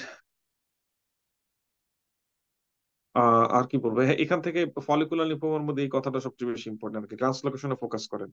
ক্লিনিক্যাল প্রেজেন্টেশন দিয়ে ফলিকুলার লিম্ফোমা আলাদা করা লাগবে না।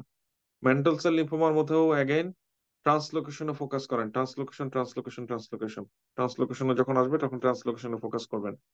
মার্জিনাল জোন লিম্ফোমা অ্যাগেন ট্রান্সলোকেশনে ফোকাস করার পাশাপাশি আমরা আরেকটা জিনিস ফোকাস করব, সেটা হলো যে কোনো ক্রনিক, যে কোনো না, অটো, যেখানে ইমিউনোলজি ইনভলভ, এরকম অটো, কি বলে, ক্রনিক ইনফ্লামেটরি কন্ডিশন। ঠিক আছে, তাহলে বা ধরে নেন chronic chronic inflammatory condition.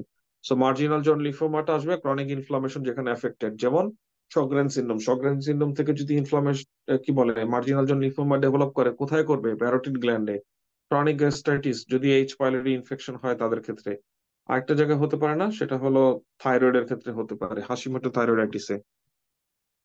Primary central primary CNS lymphoma. Primary CNS লিম্ফোমার অ্যাসোসিয়েশন কি? EBV related, HIV AIDS related. তার এমআরআই ফাইন্ডিংসে কি দেখা যাবে? Single ring enhancing lesion. মুখস্থ করেন এটা কেউ খুব ভালো করে, ঠিক আছে? এই কয়টা জিনিসের উপর আমরা বেশি পড়বো। ওকে। টক্সোপ্লাজমোসিস থেকে আমরা এটাকে কিভাবে আলাদা করবো জানেন?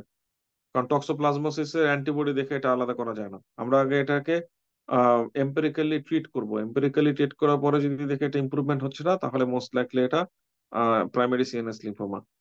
টি সেল লিম্ফোমার মধ্যে চলে আসি, অ্যাগেন এটা খুব একটা বেশি ইম্পর্টেন্ট না, স্কিন এফেক্টেড। মাইকোসিস, তারপরে কি সিজারি সিনড্রোম, এগুলো অত বেশি ইম্পর্টেন্ট না। বেশি বেশি ইম্পর্টেন্ট যেগুলো সেখানে ফোকাস করি। Multiple myeloma super duper important, super duper important. কোন ধরনের ইমিউনোগ্লোবিলিন পাওয়া যাচ্ছে? হাইপার ক্যালসিমিয়া কেন হয়? আপনাকে ক্র্যাব ফাইন্ডিং দেখে চিন্তা করতে হবে, এটা মাল্টিপল মায়োলোমার কথা বলা হচ্ছে। ক্র্যাব ফাইন্ডিংটা একদম শক্ত করে ধরে রাখেন, খুব শক্ত করে ধরেন, ক্র্যাব ফাইন্ডিং যেন মিস না হয়। ঠিক আছে। রিনাল ইনসাফিসিয়েন্সি হবে, কেন হবে? কি পাওয়া যাবে? অ্যানিমিয়া হবে, কোন ধরনের অ্যানিমিয়া হবে? কি পাওয়া যাবে? বোন লাইসিস হবে, কেন বোন লাইসিস হবে? কি নিয়ে প্রেজেন্ট করবে? বলবেন আপনাকে বোন লাইসিস হবে, আপনাকে বলবে ব্যাক পেইন আছে, আপনাকে বলবে তার ল্যাব টেস্টে ক্রিয়েটিনিন বেশি পাওয়া গেছে, আপনারে বলবে তার ফ্যাটিক এবং হিমোগ্লোবিন ড্রপ। আপনাকে এইটুকু ইনফরমেশন, আর পেশেন্টের বয়স 50, এইটুকু ইনফরমেশনের উপর বেস করে আপনাকে চিন্তা করতে হবে যে this is a case of multiple myeloma. Okay. এখন ইউরিন অ্যানালাইসিস করবো। ব্লাডে আরো কিছু জিনিস পাওয়া যায়, একটা প্রোটিন গ্যাপ পাওয়া যায়। টোটাল প্রোটিন এবং অ্যালবুমিন, টোটাল অ্যালবুমিনের মধ্যে বিশাল একটা গ্যাপ। কারণ এই গ্যাপের মধ্যে অ্যাকচুয়ালি যেটা আছে সেটা হলো ইমিউনোগ্লোবুলিন গুলো। ঠিক আছে। এই গ্যাপটা আমাদেরকে ইন্ডিকেট করে যেটা multiple myeloma. Super duper important. এই মাল্টিপল মায়োলোমার পেশেন্টের মধ্যে ইউরিন চেক করলে আমরা কি দেখতে পাবো? ইম্পর্টেন্ট। ডায়াগনোসিস হবে বোন ম্যারো দেখার মাধ্যমে। ঠিক আছে, বোন ম্যারো না দেখার মাধ্যমে এটা ডায়াগনোসিস কনফার্ম করা যায় না। এই কথাটা একটু বোঝার চেষ্টা করি আমরা। বোন ম্যারো টেস্ট না করে এটা ডায়াগনোসিস কনফার্ম করা যাবে না। ঠিক আছে। প্লাজমা প্রোটিন ইলেকট্রোফোরেসিস করে আমরা এম স্পেক দেখতে পাবো, ঠিক আছে, কিন্তু still confirmatory gold standard diagnosis যেটা, সেটা হলো বোন ম্যারো বায়োপসি। তবু আপনাদের স্টেপ মানে কোনটা, মানে গোল্ড স্ট্যান্ডার্ড কোনটা, কখন টেস্ট করবে, এগুলো আপনাকে চেক করবে না। ওয়ালডস্ট্রম ম্যাক্রোগ্লোবিনেমিয়ার ক্ষেত্রে ইমিউনোগ্লোবুলিন কোনটা, তার ক্ষেত্রে সবই আছে, সাথে যুক্ত করে দিব সবই আছে, নাই কি ক্র্যাব ফাইন্ডিং আছে, কি হাইপার ভিসকোসিটি সিনড্রোম। মনোক্লোনাল গামোপ্যাথির ক্ষেত্রে কি হবে? মনোক্লোনাল গামোপ্যাথির সাথে বাকিদের পার্থক্য কি? মনোক্লোনাল গামোপ্যাথির সাথে মাল্টিপল মায়োলোমা ওয়ালডস্ট্রম ম্যাক্রোগ্লোবিনেমিয়ার পার্থক্য হলো, তার ক্ষেত্রে নাম্বার ওয়ান, ক্র্যাব ফাইন্ডিং নেই। নাম্বার টু, বায়োপসি করলে দেখা যাবে less than 10% monoclonal plasma sell. Multiple myeloma এবং ওয়ালডস্ট্রম ম্যাক্রোগ্লোবিনেমিয়ার মধ্যে মানে মিল অমিল কোথায়? ইউজুয়ালি তাদের মধ্যে কি নাই? ক্র্যাব ফাইন্ডিং নাই। ইউজুয়ালি যেটা আছে হাইপার ভিসকোসিটি আছে। কিন্তু বোন ম্যারো করলে দেখা যাবে greater than 10% মনোক্লোনাল লিম্ফোসাইট। ওকে। এই কথাগুলো ইম্পর্টেন্ট। মাইলোডিসপ্লাস্টিক সিনড্রোমের ক্ষেত্রে, মাইলোডিসপ্লাস্টিক সিনড্রোমটা কি? মাইলোডিসপ্লাস্টিক সিনড্রোম হলো আমাদের লিউকেমিয়ার খালাতো ভাই, লিউকেমিয়ার ছোট ভাই। লিউকেমিয়ার ক্ষেত্রে greater than 20%, এই নাম্বারগুলো, ম্যাজিক নাম্বারগুলো ইম্পর্টেন্ট। greater than 20% হলে আমি সেটাকে লিউকেমিয়া বলতেছি, less than 20% হলে আমি সেটাকে বলতেছি না। ঠিক আছে। Extremely important. কিন্তু যার আজকে less than 20%, ধরেন 80%, কালকে তো 20% হয়ে যেতে পারে। তার মানে এটা রিস্ক কি? রিস্ক হলো ট্রান্সফরমেশন ইন দা এএমএল। আপনার এই কনসেপ্টটা ওরা আপনাকে জিজ্ঞেস করবে যে অ্যাকচুয়ালি এটার ঘটনাটা কোথায় ঘটতেছে। ঠিক আছে। তাহলে মায়োলোডিসপ্লাস্টিক সিনড্রোমের, মায়োলোডিসপ্লাস্টিক সিনড্রোমটা শুরু হচ্ছে কোথায়? সেটা হলো ম্যাচুরেশন হচ্ছে না। ম্যাচুরেশন না হওয়ার কারণে ইম্যাচুর সেল দিয়ে ভরে যাচ্ছে। সো ইম্যাচুর সেল থাকতে পারে, ইম্যাচুরিটি থাকাটা দোষের কিছু না, তাই না? যদিও এটা ইরিটেটিং ইম্যাচুর মানুষগুলো, কিন্তু দোষের কিছু না, কিন্তু ইন ফিউচার এটা আনকন্ট্রোল হয়ে যে লিউকেমিয়া হতে পারে। এটা হলো আর কি এখানে টেক টেক হোম মেসেজ। লিউকেমিয়াকে অনেকভাবে পড়াশোনা করা যেতে পারে। এটাকে অ্যাকিউট ভার্সাস ক্রনিক এভাবে পড়তে পারেন, এটাকে লিনেজ অনুযায়ী পড়তে পারেন, যে লিম্ফয়েড লিনেজে পড়বো নাকি মাইলয়েড লিনেজে পড়বো, যে কোনো লিনেজ আপনি পড়তে পারেন। ওকে, তা যাই হোক, এখানে তারা লিনেজের উপরে বেস করে দিছে acute lymphoblastic leukaemia, chronic lymphocytic leukaemia, আর হেয়ারি সেল লিউকেমিয়া। ওকে, আমি আপনাকে ফোকাস করতেছি কোথায় কোথায় কোথায় কোথায় ফোকাস করবেন।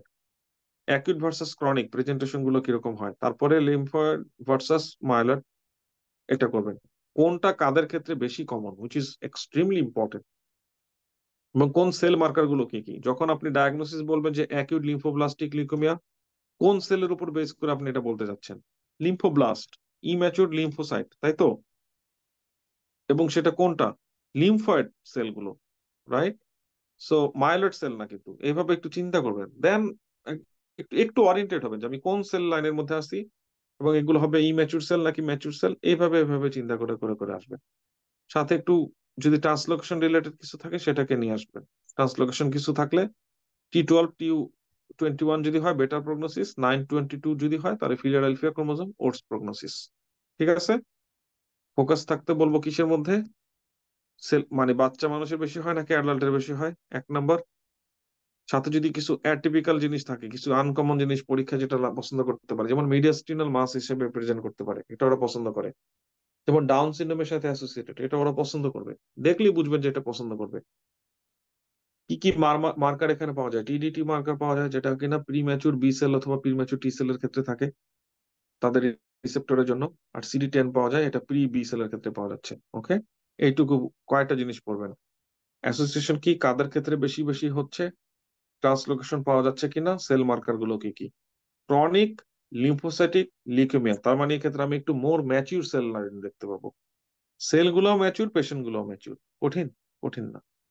এবং যে সেল গুলো থাকবে সেগুলো কি, আমি তো বলতেছি রে ভাই এটা লিম্ফোসাইটিক লিউকেমিয়া, তাহলে কি লিম্ফয়েড লিনেজের সেল গুলো বেশি থাকবে, তাহলে সেই লিনেজের মার্কার গুলো একটু চিন্তা করলে তো এটা লিখে দেওয়া যায়। এখন এই ক্রনিক যদি অ্যাকিউট হয়ে যায়, ক্রনিক যদি অ্যাকিউট হয়ে যায় তাহলে ঘটনা কেমন ঘটে? এই ক্রনিক যদি, এটা খুবই বিরক্তিকর। ক্রনিক যদি অ্যাকিউট হয়ে যায়, তাই না? এটা হলো রিস্টার ট্রান্সফরমেশন, সাথে সাথে তার অ্যাগ্রেসিভনেস বেড়ে গেছে, অর্থাৎ অ্যাগ্রেসিভ লিম্ফোমাতে সে কনভার্ট হয়ে যাচ্ছে। তো এই রিস্টার ট্রান্সফরমেশনটা আপনাকে জিজ্ঞেস করবে। হেয়ার সেল লিউকেমিয়ার মধ্যে আমাদের এখানে কয়েকটা জিনিস আছে, কয়েকটা বাজওয়ার্ড আছে। যেমন স্টেন ইউজ করা হয় যেটা, সেটা হলো ট্রাপ, ট্র্যাট resistant acid phosphatase, TRAP positive, TRAP positive, এই কথাটা আপনাকে আসবে। সেখানে কয়েকটা চুম্বক অংশের মতন আমাকে কয়েকটা জিনিস পড়তে হবে, ঠিক আছে? Hairy cell leukaemia, hairy cell লিউকেমিয়ার মধ্যে হলো আপনার একটা হেয়ারি প্রজেকশনস লাইক এরকম একটা সেল পাওয়া যায়, ফ্রাইড এগ অ্যাপিয়ারেন্স, ছবিটার মধ্যে দেখা যায় যেটা, সেটা হলো ফ্রাইড এগ, ডিম পোসের মতন, ঠিক আছে? এই সেলটা দেখে আপনাকে হেয়ারি সেল লিউকেমিয়া চিনতে হবে। হেয়ারি সেল লিউকেমিয়ার ক্ষেত্রে যেহেতু বোন ম্যারোতে ফাইব্রোসিস হচ্ছে, সেহেতু ড্রাই ট্যাপ পাওয়া যেতে পারে। বাকিগুলো মনে রাখাটা আপনার জন্য কষ্ট হবে, ঠিক আছে? আমি জানি, কারণ কোনটায় স্প্লেনোমেগালি পাওয়া যায়, কোনটায় কি পাওয়া যায় না পাওয়া যায়, মাথা খারাপ হয়ে যাবে। একদম বেসিক যেটা মনে না রাখলে হয়, হেয়ারি সেল লিউকেমিয়াতে হেয়ারি প্রজেকশন, সেখান থেকে হলো fuzzy appearance on LM light microscopy, অথবা fried egg appearance on the light microscopy, এই একটাকে শক্ত করে ধরেন। আরেকটা স্টেন আমরা ইউজ করি, সেটার নাম হলো ট্র্যাপ স্টেন। এই দুইটা জিনিসটা খুব ভালো করে ধরেন, যে দুইটা কথা যদি থাকে আমি হেয়ারি সেল লিউকেমিয়া ডায়াগনোসিস করবো। ওকে, তারপরে ভাই যেটা আপনার মাথায় থাকে অ্যাড করেন, BRF মিউটেশন যদি অ্যাড করতে পারেন করেন, ফ্লোসাইটোমেট্রিতে যদি আমি চেক করবো, এগুলো যদি মাথায় ঢুকাতে পারেন ঢুকান, প্যানসাইটোপেনিয়া থাকতে পারে, অ্যাগেন সবকিছু ঢুকাতে চাইলে ঢুকান, সমস্যা নাই। আমি যে দুইটা কথা বলছি এই দুইটা কথা বলিয়েন না। হেয়ারি লাইক প্রজেকশন পাওয়া যাবে লাইট মাইক্রোস্কোপে, এটাকে ফ্রাইডে অ্যাপিয়ারেন্স বলা হয়। ছবিটা সহ দেখেন, ছবিটা দেখলে যেন আইডেন্টিফাই করতে পারেন, number one. Number two, TRAP positive. দুইটা দুইটা কথা মনে রাখি। Acute myelogenous leukaemia, acute myelogenous leukaemia, যদিও এটা অ্যাকিউট লিউকেমিয়া, আমরা একটা ট্রেন্ড থাকে অ্যাকিউট লিউকেমিয়া দেখলেই বাচ্চাদের দিয়ে দিই, ঠিক আছে? তাই এই অ্যাকিউট লিউকেমিয়াটা বাচ্চাদের না বড়দের হচ্ছে। সাইটোপ্লাজমিক ইনক্লুশনের মধ্যে এখানে এক ধরনের সাইটোপ্লাজমিক ইনক্লুশন পাওয়া যায় যেটা কিনা অর রড, এটা হলো APL, ফরমালি এটাকে M3AML বলতো। আর এটার মধ্যে আমরা যেটা পাবো যেটা, সেটা হলো মায়োলোব্লাস্ট বেশি বেশি দেখতে পাবো, ঠিক আছে? এখন তার সাথেও আমাদের আবার ডাউন সিনড্রোমের একটা অ্যাসোসিয়েশন আছে। এখন আমাদের কথা হলো ডাউন সিনড্রোমের পেশেন্ট যদি বাচ্চা অবস্থায় লিউকেমিয়া ডেভেলপ করে, বলবো আমি এএল ডেভেলপ করছে। আর যদি বুড়ো অবস্থায় ডেভেলপ করে, একটু এল্ডারলি অবস্থায় ডেভেলপ করে, অ্যাডাল্ট অবস্থায় ডেভেলপ করে, আমি বলবো এএমএল ডেভেলপ করছে। ঠিক আছে, এইভাবে চিন্তা করবো। ওকে। এই পেশেন্টের ক্ষেত্রে কি হতে পারে, সেক্ষেত্রে ডিআইসি নিয়ে প্রেজেন্ট করতে পারে। এপিএল যাদের আছে তারা কি ডিআইসি নিয়ে প্রেজেন্ট করতে পারে, এক্সট্রিমলি ইম্পর্টেন্ট যে তার সাথে ডিআইসির একটা সম্পর্ক আছে। রিস্ক ফ্যাক্টরের মধ্যে প্রিভিয়াস অ্যালকাইলেটিং কেমোথেরাপি, রেডিয়েশন, এই কথাগুলো অনেক সময় আসে যে তার রিস্ক ফ্যাক্টর গুলো কি কি। অ্যাগেন, ফোকাস থাকবে কোন পেশেন্ট গ্রুপের বেশি হয়, ফোকাস থাকবে মায়োলোপারক্সিডে সাইটোপ্লাজমিক ইনক্লুশন থাকে, ইনক্লুশনটা কিভাবে ডিআইসি করতে পারে, বা ইন আদার ওয়ার্ড ডিআইসি হয় এটা বুঝতে পারা। এবং এপিএল এর মধ্যে যে একটা ট্রান্সলোকেশন থাকে, সেটা হলো ট্রান্সলোকেশন বিটুইন 15 and 17। রেটিনোয়িক অ্যাসিডের সাথে তার সম্পর্ক, রেটিনোয়িক অ্যাসিড দিয়ে তাকে ট্রিটমেন্ট করা যাবে, এই কয়েকটা কনসেপ্ট মাস্ট। ক্রনিক মায়োলোজেনাস লিউকেমিয়ার মধ্যে আমরা যেটা যেটা পড়বো সেটা হলো এল্ডারলি পেশেন্টের ক্ষেত্রে পাওয়া যাচ্ছে মিডিয়ান এজ 64। তার মানে কি, এটা হলো মিডিয়ান এজ, কি বললাম এটা। আর এখানে ট্রান্সলোকেশনটা সবচেয়ে বেশি ইম্পর্টেন্ট। আর এই ক্ষেত্রে একটা সেল আমরা একসাথে পড়বো, সেটা হলো স্মার্ট সেল। স্মার্ট সেল পাওয়া যায়, জানি না এটা কই আছে। ঠিক আছে। সে যদি সে যদি অ্যাকিউট লিউকেমিয়াতে কনভার্ট হয়, সেটাকে বলা হয় ব্লাস্ট ক্রাইসিস। আর সে রেসপন্ড করবে VCR, ABL, tyrosine kinase inhibitor, imatinib, এই 4-5টা কথা। কাদের বেশি পাওয়া যাচ্ছে, কোন ট্রান্সলোকেশন বেশি হচ্ছে, স্মার্ট সেলটা কই আছে রে, এটার মধ্যে না, এটার মধ্যে তো থাকার কথা। স্মার্ট সেল নিয়ে কোনো কথা পাচ্ছি না কেন?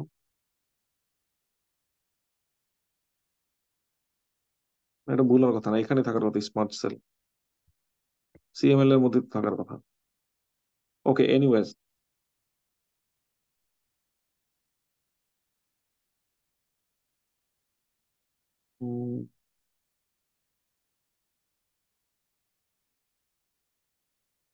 আচ্ছা, আপনারা একটু দেখবেন স্মার্ট সেল। ঠিক আছে, স্মার্ট সেল আমি খুঁজে পাচ্ছি না এখন, যে কোটার মধ্যে দেখছিলাম মানে কনফার্ম হওয়ার জন্য, বাট আমার মানে সিএমএল এর মধ্যে পাওয়া যায়, এটাই এটাই কথা। আর সে তার ট্রান্সলোকেশনটা বুঝবো, এবং সে রেসপন্ড করবে ইমাটিনিবের প্রতি। কেন? কারণ ইমাটিনিব হলো BCR, ABL, tyrosine kinase inhibitor, extremely important. Myeloproliferative নিওপ্লাজমের মধ্যে আলাদা করতে হবে, কয়েকটা জিনিস আলাদা করতে হবে, এবং তাদের কমন ফিচার গুলো একটু বোঝার চেষ্টা করতে হবে যে কোনটা আমি কিভাবে আলাদা করবো এবং কোনটা কমন কি। ওকে। প্রথম কথা হলো পলিসাইথিমিয়া ভেরা যখন পড়বো, তখন আমাকে একটু চিন্তা করতে হবে যে কোনটা, মানে পলিসাইথিমিয়া তার আরবিসি কাউন্টটা যে বেশি, কেন আরবিসি কাউন্ট বেশি, এটা কি ট্রু, মানে কি বলে এটা, ইরেথ্রোপয়েটিন বেশি এই জন্য আরবিসি কাউন্ট বেশি কিনা। ঠিক আছে। So primary versus secondary. Secondary polycythaemia মানে কি, যেখানে এন্ডোজেনাস আর আর্টিফিশিয়ালি ইপিও দেওয়ার কারণে, আসার কারণে তার পলিসাইথেমিয়া হচ্ছে, যেমন হাই অ্যালটিটিউড, অথবা তার সিওপিডি, অথবা অন্য কোনো কারণে হাইপোক্সিয়া, সেটা কারণে তার ইরেথ্রোপয়েটিন বেশি রিলিজ হয়ে তার পলিসাইথেমিয়া হয়েছে। এটা হলো সেকেন্ডারি কজ। আর প্রাইমারি মানে হলো তার ইরেথ্রোপয়েটিন লেভেল কম। ওকে। এখন আসি, এটা হলো মায়েলোপ্রলিফারেটিভ নিওপ্লাজম, মানে মায়েলোয়েড সিরিজের ক্ষেত্রে বলতেছি, যদি আরবিসি কে এফেক্ট করে পলিসাইথেমিয়া ভেরা, এটা তো সবচেয়ে বেশি ইম্পর্টেন্ট। তার সাথে জ্যাক 2 মিউটেশনের সম্পর্ক আছে, পরীক্ষা এটা খুবই পছন্দ করে। সে নিয়ে আসবে ইরেথ্রোমায়ালজিয়া, সে নিয়ে আসবে হাইপার কোয়াগুলেবিলিটি, মানে সরি হাইপার ভিসকোসিটি সিন্ড্রোম আর কি। হাইপার ভিসকোসিটি যদি হয়, তাহলে কমনলি যেটা ব্লক হয়ে যায় সেটা হলো ভেনাস ড্রেনেজ। সেখান থেকে সে পিই ডেভেলপ করতে পারে, ডিভিটি ডেভেলপ করতে পারে, most importantly but Keari syndrome develop করতে পারে। ট্রিটমেন্ট হিসেবে আমি ফ্লেবোটমি, হাইড্রোক্সিরিয়া দিতে পারি, এবং রিলক্সিমাব দিতে পারি, সরি রোক্সোলিটিমিব দিতে পারি, যেটা কিনা জ্যাক 2 ইনহিবিটর। ওকে। এসেনশিয়াল থ্রম্বোসাইটোপেনিয়ার ক্ষেত্রে আপনাকে দেখা দেবে যে প্লেটলেটের কাউন্ট অনেক বেশি, কিন্তু এটা কি বলে পলিসাইথেমিয়া ভেরার মতন অত বেশি ইম্পর্টেন্ট না। মায়োলোফাইব্রোসিস তার পরের জিনিস, যেটা অনেক বেশি ইম্পর্টেন্ট।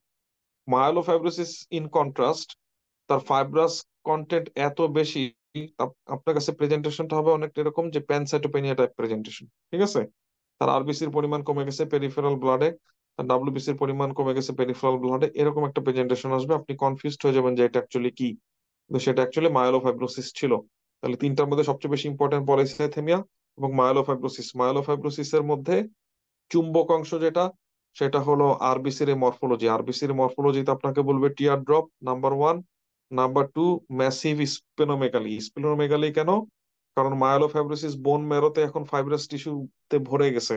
বোন ম্যারোতে যখন ফাইব্রাস টিস্যুতে ভরে গেছে, তখন ইরেথ্রোব্লাস্ট, কি বলে মানে আরবিসি তৈরি করার যে সেলগুলো, তারা এই স্টেম সেলগুলো মাইগ্রেট করবে এরকম এরিয়াতে যেখানে আগে যেখানে আগে কি হতো, ব্লাড তৈরি হতো, যেখানে আগে হেমোপয়সিস হতো সেখানে চলে যাবে, হেমোপয়টিক স্টেম সেল গুলো এখন সেখানে চলে যাবে ব্লাড প্রডিউস করার জন্য। তাহলে আগে কোথায় হতো, স্প্লিনে হতো। তাহলে এখন তারা যখন যায় ওই স্প্লিনে চলে যাবে, এটাকে বলা হয় এক্সট্রা মেডুলারি হেমাটোপয়েসিস। কারণ কি? কারণ তার মেডুলা অর্থাৎ বোন ম্যারোর মধ্যে এখন ফাইব্রাস টিস্যু বেড়ে গেছে, এর জন্য আমরা একটা বাইরে চলে যাচ্ছি। বাইরে যাব কোথায়? যেখানে আমরা আগে ছিলাম। এই যে কন্ডিশন, সেটাকে বলা হয় এক্সট্রামেডুলারি হেমাটোপয়েসিস। এই এক্সট্রামেডুলারি হেমাটোপয়েসিসের জন্য তার স্প্লেনোমেগালি পাওয়া যাবে। সো দুইটা জিনিস দেখে আলাদা করবেন, দুইটা তিনটা জিনিস: pancytopenia, tear drop RBC, massive splenomegaly. আর বোন ম্যারোতে যখন আপনি এক্সামিন করবেন ড্রাই ট্যাপ, এগুলো থাকলে চোখ বন্ধ করে এটা মায়োলোফাইব্রোসিস। ওকে, মায়োলোফাইব্রোসিসের সাথে একটা সাইটোকাইনের সম্পর্ক আছে, সেটা হলো টিজিএফ বিটা। অলরাইট, আশা করি এ পর্যন্ত সবাই বুঝতে পারছেন। এই যে টেবিলটা খুব important: polycythaemia vera, essential thrombocytopenia, myelofibrosis, CML. At least essential থ্রম্বোসাইটোপেনিয়াটাকে বাদ দিয়ে বাকি তিনটাকে কম্পেয়ার করে পড়েন। Leukaemoid reaction versus chronic myelogenous leukaemia আলাদা করাটা খুবই ইম্পর্টেন্ট, খুবই খুবই ইম্পর্টেন্ট। ওকে, সেটা আমরা ল্যাব স্কোর দেখে আলাদা করতে পারি। ল্যাব এনজাইম কম থাকে কোথায়, ল্যাব এনজাইম বেশি থাকে কোথায়, এই কথাটা আপনাকে বাঁচায় দিবে আর কি। ঠিক আছে।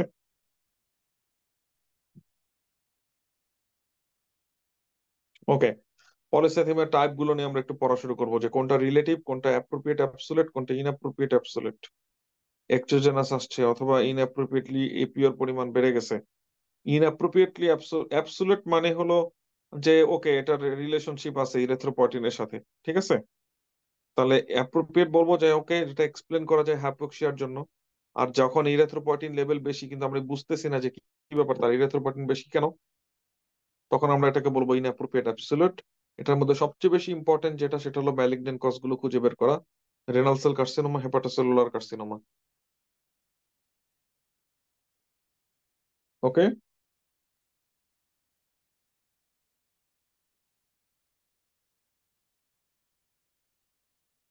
ক্রোমোজোমাল ট্রান্সলোকেশন গুলো একসাথে করে দেওয়া আছে। একসাথে করে দেওয়া থাকলে আপনাদের যেটা সুবিধা, সেটা হলো বারবার পড়তে পারবেন, এবং এই ট্রান্সলোকেশনের জন্য তার এন্ড প্রোডাক্টটা কি, কোন মানে সেইটা থেকে আগে ফোকাস করতে হবে। ঠিক আছে। তো এখানে নোটে আমি শুধুমাত্র অ্যাসোসিয়েট করতে পারবো যে কোন লিকোমার সাথে কোনটা অ্যাটাচড, এটা করতে পারবো, কিন্তু এটা অ্যাটাচ করা যাচ্ছে না এখানে। সেটা হলো পাথওয়েটা কি, ট্রান্সলোকেশন হলে ঘটনাটা কি হয়, চেঞ্জটা কি হয়, এটা একসাথে করতে হবে। তো যাই হোক, এইটাও যদি কেউ মুখস্থ করতে পারে ভালো। এটা দিস ইজ সামথিং খুবই ডিফিকাল্ট, কিন্তু অ্যাট দ্য সেম টাইম পরীক্ষায় আসে। This is something you should revise on the day before exam. Okay, কিছু কিছু জায়গায় আপনি এখন থেকে ফার্স্ট এড যারা হার্ড কপি ইউজ করেন, পেজের মধ্যে একটা কিছু ইন্ডিকেটর দিয়ে রাখতে পারেন যে পরীক্ষার আগের দিন আমি কোন জিনিস রিভাইজ করব, এখন থেকে এটা শুরু করা উচিত। সো এটা এরকম একটা পেজ যেটা পরীক্ষার আগের দিন রিভাইজ করা উচিত। সামনে আগাচ্ছি, tumour lysis syndrome. Tumour lysis syndrome কাদের ক্ষেত্রে ডেভেলপ করে? যে খুব অ্যাগ্রেসিভ কোন একটা টিউমার, এখানে যখন আমি কেমোথেরাপি দিব তখন একসাথে অনেকগুলো সেল ড্যামেজ হয়ে যাবে। সে একসাথে অনেকগুলো সেল যখন ড্যামেজ হয়ে যাবে, তখন তার ইন্টারসেলুলার কন্টেন্ট গুলো বাইরে আসা শুরু করবে। সেই ইন্টারসেলুলার কন্টেন্টের মধ্যে হলো পটাশিয়াম, আমরা জানি পটাশিয়াম বেশি থাকে, সে মাসেল উইকনেস করতে পারে, সে অ্যারিথমিয়া নিয়ে আসতে পারে। সেই ইন্টারসেলুলার কন্টেন্ট গুলোর মধ্যে ফসফেট বেড়ে আসবে, সেই ফসফেট গুলো কিভাবে এফেক্ট করতে পারে, অনেক বেশি ইউরিক অ্যাসিড চলে আসবে, সে কিভাবে এফেক্ট করতে পারে। এটাকে ওভারকাম করার উপায়টা কি? সেটা হলো হাইড্রেশন, পানি দেওয়া বেশি বেশি, আইভি ফ্লুইড আর কি। হেপারিন, হেপারিন নিয়ে আমরা যেটা পড়বো, প্রথম কথা মেকানিজম অ্যাকশন, তারপরে কথা হলো ক্লিনিক্যাল ইউজ। হেপারিনের যেটা সুবিধা, সেটা হলো আইভি দেওয়া যায়। ঠিক আছে। সেটা আইভি ড্রিপে দেওয়া যায়, সেটা হলো প্যারেন্টারাল ইউজ করা যায়, সেটা হলো ইমিডিয়েট শুরু করে ইমিডিয়েট অফ করে দেওয়া যায়, খুব র্যাপিড রিভার্সাল। এগুলো হলো হেপারিনের সুবিধা। ইনপেশেন্ট হসপিটাল সেটিং এ খুব ভালো কাজ করে, রাইট। অসুবিধাগুলো কি কি? অসুবিধার মধ্যে হলো hit one, hit two. Hit one, hit two মানে আপনাকে হিট ওয়ান আর হিট টু আলাদা করতে হবে না, কিন্তু আলাদা যদি করার মতন সিচুয়েশনে বুঝেন, তাহলে ওয়ান আসে আগে আর টু আসে দেরিতে। অন্তত এটুকু দিয়ে বুঝেন। আপনাদেরকে সাধারণত ওয়ান আর টু আলাদা করতে বলবে না, কিন্তু টু ঘেঁষা কোশ্চেন বেশি আসবে। জিজ্ঞেস করবে প্যাথোফিজিওলজিটা কি, সেটা হলো অ্যান্টিবডি হেপারিন P4 কমপ্লেক্সের সাথে অ্যান্টিবডি ফর্মেশন হয়েছে। ঠিক আছে। কি ধরনের অ্যান্টিবডি? ইমিউনোগ্লোবিন জি টাইপের অ্যান্টিবডি, অর্থাৎ অ্যান্টিবডি মেডিয়েটেড, এই ধরনের কোশ্চেন গুলো বেশি আসবে। তাহলে এই কথাটা অন্তত জানেন যে হেপারিন দেওয়ার পরে একটা পেশেন্টের থ্রম্বোসাইটোপেনিয়া হয়, ভাই একটু জানা যাবে কিনা, একটু জানলেই হবে। হেপারিন দিছি, এই পেশেন্টের এখন ব্লিডিং ম্যানিফেস্টেশন হয়েছে, এখন আমি পেশেন্টটাকে কি করতে চাই? হেপারিনটাকে রিভার্স করতে চাই। এই হেপারিন রিভার্স করার জন্য যে ড্রাগ দেওয়া হয় সেটা হলো প্রোটামিন সালফেট। ভাই এই কথাটুকু লাগবে অন্তত। লং টার্ম যদি কেউ হেপারিন নেয় তার ক্ষেত্রে অস্টিওপোরোসিস হতে পারে, অত বেশি ইম্পর্টেন্ট না। Renal type 4 renal tubular again এগুলো অত বেশি ইম্পর্টেন্ট না। ওকে, লো মলিকুলার হেপারিন গুলোর নাম কি? এনক্সাপেরিন, ডেল্টাপেরিন। কাজ করবে সাধারণত মানে মেইনলি ফ্যাক্টর 10 এর উপরে। ফন্ডাপেরিনক্স এটা হলো অ্যাক্ট করবে শুধুমাত্র ফ্যাক্টর 10 এর উপরে। কিন্তু এদের একটা যেটা সমস্যা, এটা হলো খুব ইজিলি মানে ফন্ডাপেরিনক্স এর সমস্যা যেটা, অ্যাকচুয়ালি দুইটাই, both are not easily reversible. Unfractionated হেপারিনের ক্ষেত্রে যেটা সুবিধা সেটা হলো যাদের ক্ষেত্রে রিনাল ইনসাফিসিয়েন্সি আছে তাদের ক্ষেত্রে আনফ্র্যাকশনেটেড হেপারিনটা ইউজ করা যায়। এই পয়েন্টটাতে আমি বলবো সবাই একটু ব্রেক নেন। ওকে, অলমোস্ট অলওয়েজ আমাদের প্রায়োরিটি হলো লো মলিকুলার হেপারিনের মধ্যে, ঠিক আছে? কিন্তু আনফ্র্যাকশনেটেড হেপারিন আমরা কখন দিব? যখন তাদের রেনাল ইনসাফিসিয়েন্সি তখন। ওয়ারফেরিনের মধ্যে চলে আসি। ওয়ারফেরিন নিয়ে অলরেডি আমরা অনেক কিছু পড়ে ফেলছি। ওয়ারফেরিনের মেকানিজম অফ অ্যাকশন কি? এক্সট্রিনসিক পাথওয়েতে এবং কমন ফাইনাল পাথওয়েকে এফেক্ট করে, এর জন্য তার পিটি বেড়ে যাবে। আর তার ক্ষেত্রে ক্লিনিক্যাল ইউজ গুলো আমরা বুঝে ফেলছি। ওয়ারফেরিন দিয়ে আমরা পেশেন্টকে বাসায় পাঠাই কারণ এই ওষুধটা মুখে খাওয়া যায়। ইমিডিয়েটলি হসপিটাল আসার পরে যদি অ্যান্টিকোয়াগুলেশন দরকার হয় আমরা শুরু করি হেপারিন, কিন্তু বাসায় পাঠানোর সময় আমরা পাঠাই ওয়ারফেরিনে অথবা ডিরেক্ট মানে কি বলে, মানে ওরাল যে ফর্মগুলো আছে সেগুলো। এখন সেই কিভাবে সেটা আমরা আবার মনিটর করতে পারি? আমরা মনিটর করতে পারি আইএনআর দেখে। তার প্রবলেম গুলো কি কি? তার এখানে কয়েকটা প্রবলেম। সবচেয়ে কমনলি পরীক্ষা যেটা আছে, যাদের ক্ষেত্রে protein C protein S deficiency, তাদের কথা দিয়ে পরীক্ষায় প্রশ্ন আসবে, ঠিক আছে? আর কি আসবে সেটা হলো ড্রাগ ইন্টারাকশন। মানে যে বললাম যে আমরা একটা পেশেন্টের স্পেসিফিক থেরাপিউটিক টার্গেট থাকে, যে আইএনআর আমি মেনটেন করতে চাই 2 to 2.5, 2 to 3। এখন অন্য ড্রাগের সাথে ইন্টারাকশন করে সেই আইএনআর কখনো কমে যেতে পারে, থেরাপিউটিক রেঞ্জের কম হয়ে চলে আসতে পারে, থেরাপিউটিক রেঞ্জের বেশি হয়ে যেতে পারে। এখন একটু কমন সেন্স অ্যাপ্লাই করেন। থেরাপিউটিক রেঞ্জের কম হয়ে গেলে সমস্যা কি? কমে গেলে সমস্যা হলো তার আবার কোয়াগুলেশন হবে, হাইপার কোয়াগুলেবিলিটি। থেরাপিউটিক রেঞ্জের বেশি হয়ে গেলে সমস্যা কি? হেপারিন টক্সিসিটি হয়ে গেলে সমস্যা কি? পেশেন্টের ব্লিডিং ম্যানিফেস্টেশন হবে। Heparin versus warfarin, take a moment, ভালো করে পড়েন। প্যারেন্টাল রুটে দেওয়া হয়, ওরাল রুটে দেওয়া হয়। Site of action blood, site of action liver. Onset of action very rapid, তার মানে রিভার্সও র্যাপিড, স্টপ করে দিলে হয়ে গেল। আর ওয়ারফেরিনের ক্ষেত্রে হলো স্লো, ডিউরেশন আওয়ার, আর ওখানে ডিউরেশন, এই যে ডিউরেশন দিয়েও বোঝাচ্ছে যে তাড়াতাড়ি এটাকে অফ করা যাবে, তাড়াতাড়ি এটাকে রিভার্স করা যাবে। প্লাসেন্টাকে ক্রস করে নাকি ক্রস করে না? প্লাসেন্টাকে ক্রস করে না যে সে হলো হেপারিন, আর যে ক্রস করে সে হলো ওয়ারফেরিন। তার মানে কোনো প্রেগনেন্ট লেডিকে যদি অ্যান্টিকোয়াগুলেশন করতে হয় ওয়ারফেরিন না দিয়ে আমরা হেপারিন দিব, এই কথাটা এক্সট্রিমলি ইম্পর্টেন্ট। এই কথাটা যেন আমরা মনে রাখি। ডিরেক্ট কোয়াগুলেশন ফ্যাক্টর ইনহিবিটর, এই ডিরেক্ট কোয়াগুলেশন ফ্যাক্টর ইনহিবিটর যারা আছে তারা সাধারণত কি বলেন তো? ওরাল এজেন্ট, অর্থাৎ এগুলো মুখে খাওয়া যায়।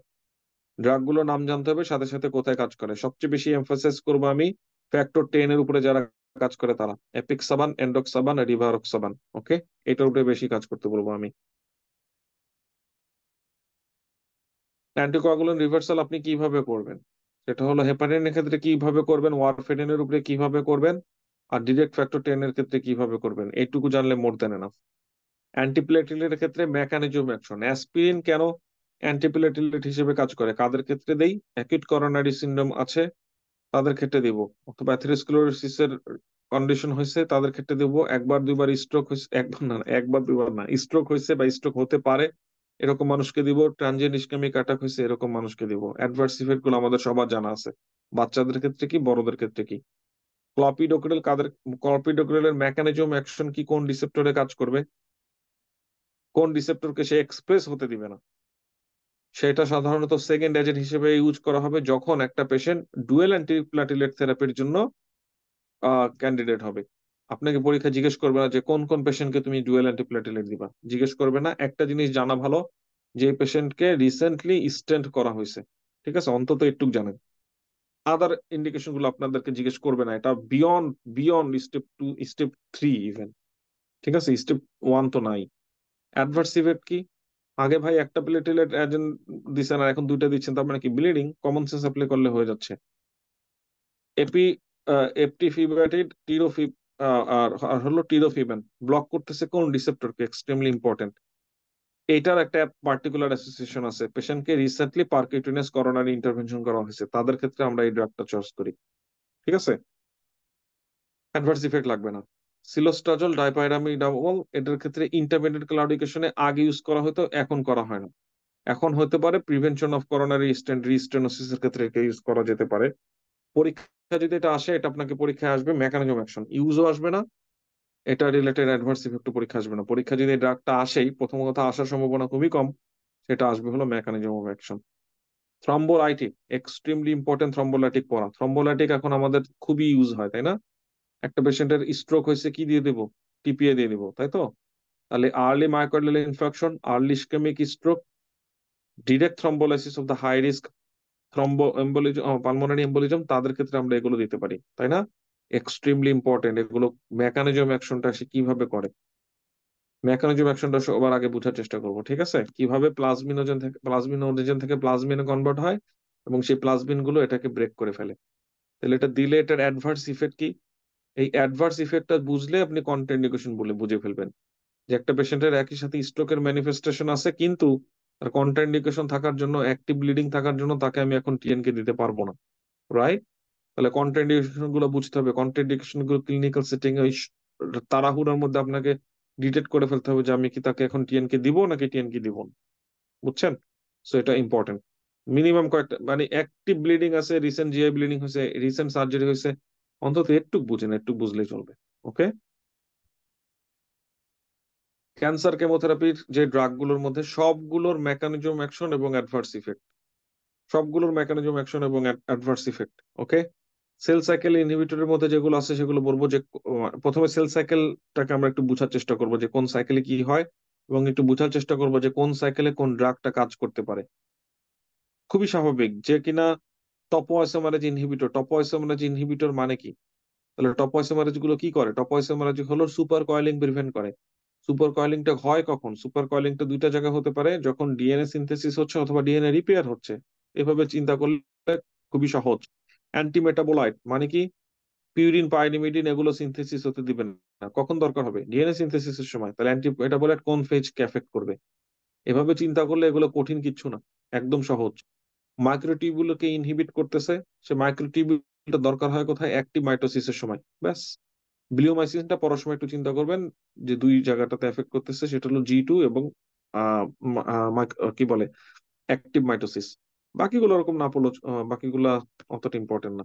আর কিছু আছে সেল সাইকেল ইন্ডিপেন্ডেন্ট, যারা সাধারণত antimetabolite. Okay. Alright. Antibody, antibody drug conjugate, এটা তো জানেনই যে আপনার HR2, এটা জানেন। আচ্ছা, এখান থেকে আমরা কয়েকটা জিনিস, কয়েকটা হাই এল্ড ড্রাগ গুলোকে আমরা ফোকাস করি, ঠিক আছে? ব্লিওমাইসিন পালমোনারি থ্রম্বোসিস করে, এই কথাটা সবচেয়ে বেশি দরকার হবে, এবং সে ডিএনএ ব্রেকডাউন করে। আহ ডক্সোরুবিসিন ডাইলেটেড কার্ডিওমায়োপ্যাথি করে, এইটা লাগবে। 6 মার্কেপটোপিউরিন মেকানিজম লাগবে, যে সেটা হলো জ্যান্থিন অক্সিডেজের উপরে কাজ করে, এবং এটা টক্সিসিটি বাড়া দিচ্ছে অ্যালোপিরিডোনের সাথে। তারপরে লাগবে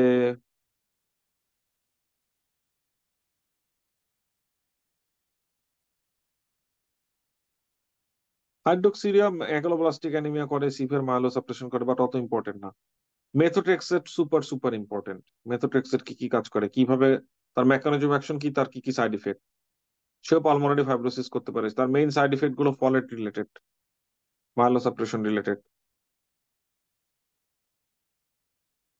বিউসালফান পালমোনারি ফাইব্রোসিস করে। এখন পালমোনারি ফাইব্রোসিস তো অনেকেই করে, কিন্তু বিউসালফানটা দিয়ে আপনাকে পরীক্ষায় আসার প্রশ্ন আসার সম্ভাবনা কম। ওটা তার মেথোট্রেক্সেট দিয়ে প্রশ্ন আসবে, বিলোমাসিন দিয়ে প্রশ্ন আসবে, অ্যামিওডারন দিয়ে প্রশ্ন আসবে, যখন আপনাকে পালমোনারি ফাইব্রোসিস জিজ্ঞেস করবে কোন ড্রাগের সাইড ইফেক্ট হিসেবে।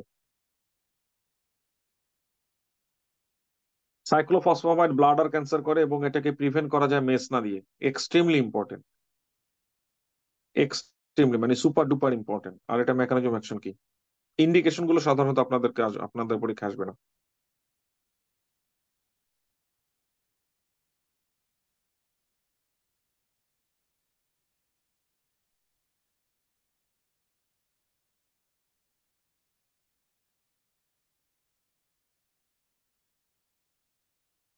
ভিনক্রিস্টিন, ভিনব্লাস্টিন, এটা করবে হলো peripheral neuropathy, extremely important.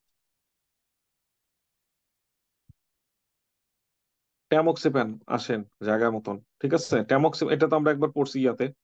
Tamoxifen সে নিজে কোন ক্যান্সার করবে, সে হট ফ্লাশ করবে কিনা, থ্রম্বোএম্বোলিক ইভেন্ট বাড়াবে, সবকিছু ইম্পর্টেন্ট। সে নিজে করবে এন্ডোমেট্রিয়াল কার্সিনোমা, সে বাড়াবে থ্রম্বোএম্বোলিক ইভেন্ট, আর সে বাড়াবে হট ফ্লাশের symptom. Tamoxifen extremely important.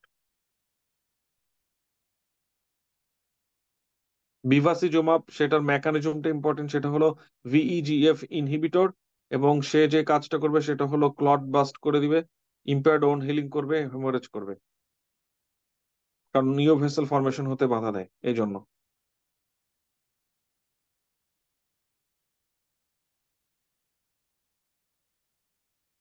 রিটুক্সিম্যাব target করে CD20 কে, এবং CD20 পজিটিভ পাওয়া যাচ্ছে যে লিউকেমিয়াতে, সেটাতে আমরা রিটুক্সিম্যাব ইউজ করবো। এই যে CD20 সাথে তার রিলেশনশিপ, এটা এটা হুকড আপ করে আপনাকে কোশ্চেন করবে। ট্রান্সটুজিউম্যাবের সাথে হলো কার্ডিওমায়োপ্যাথির সম্পর্ক।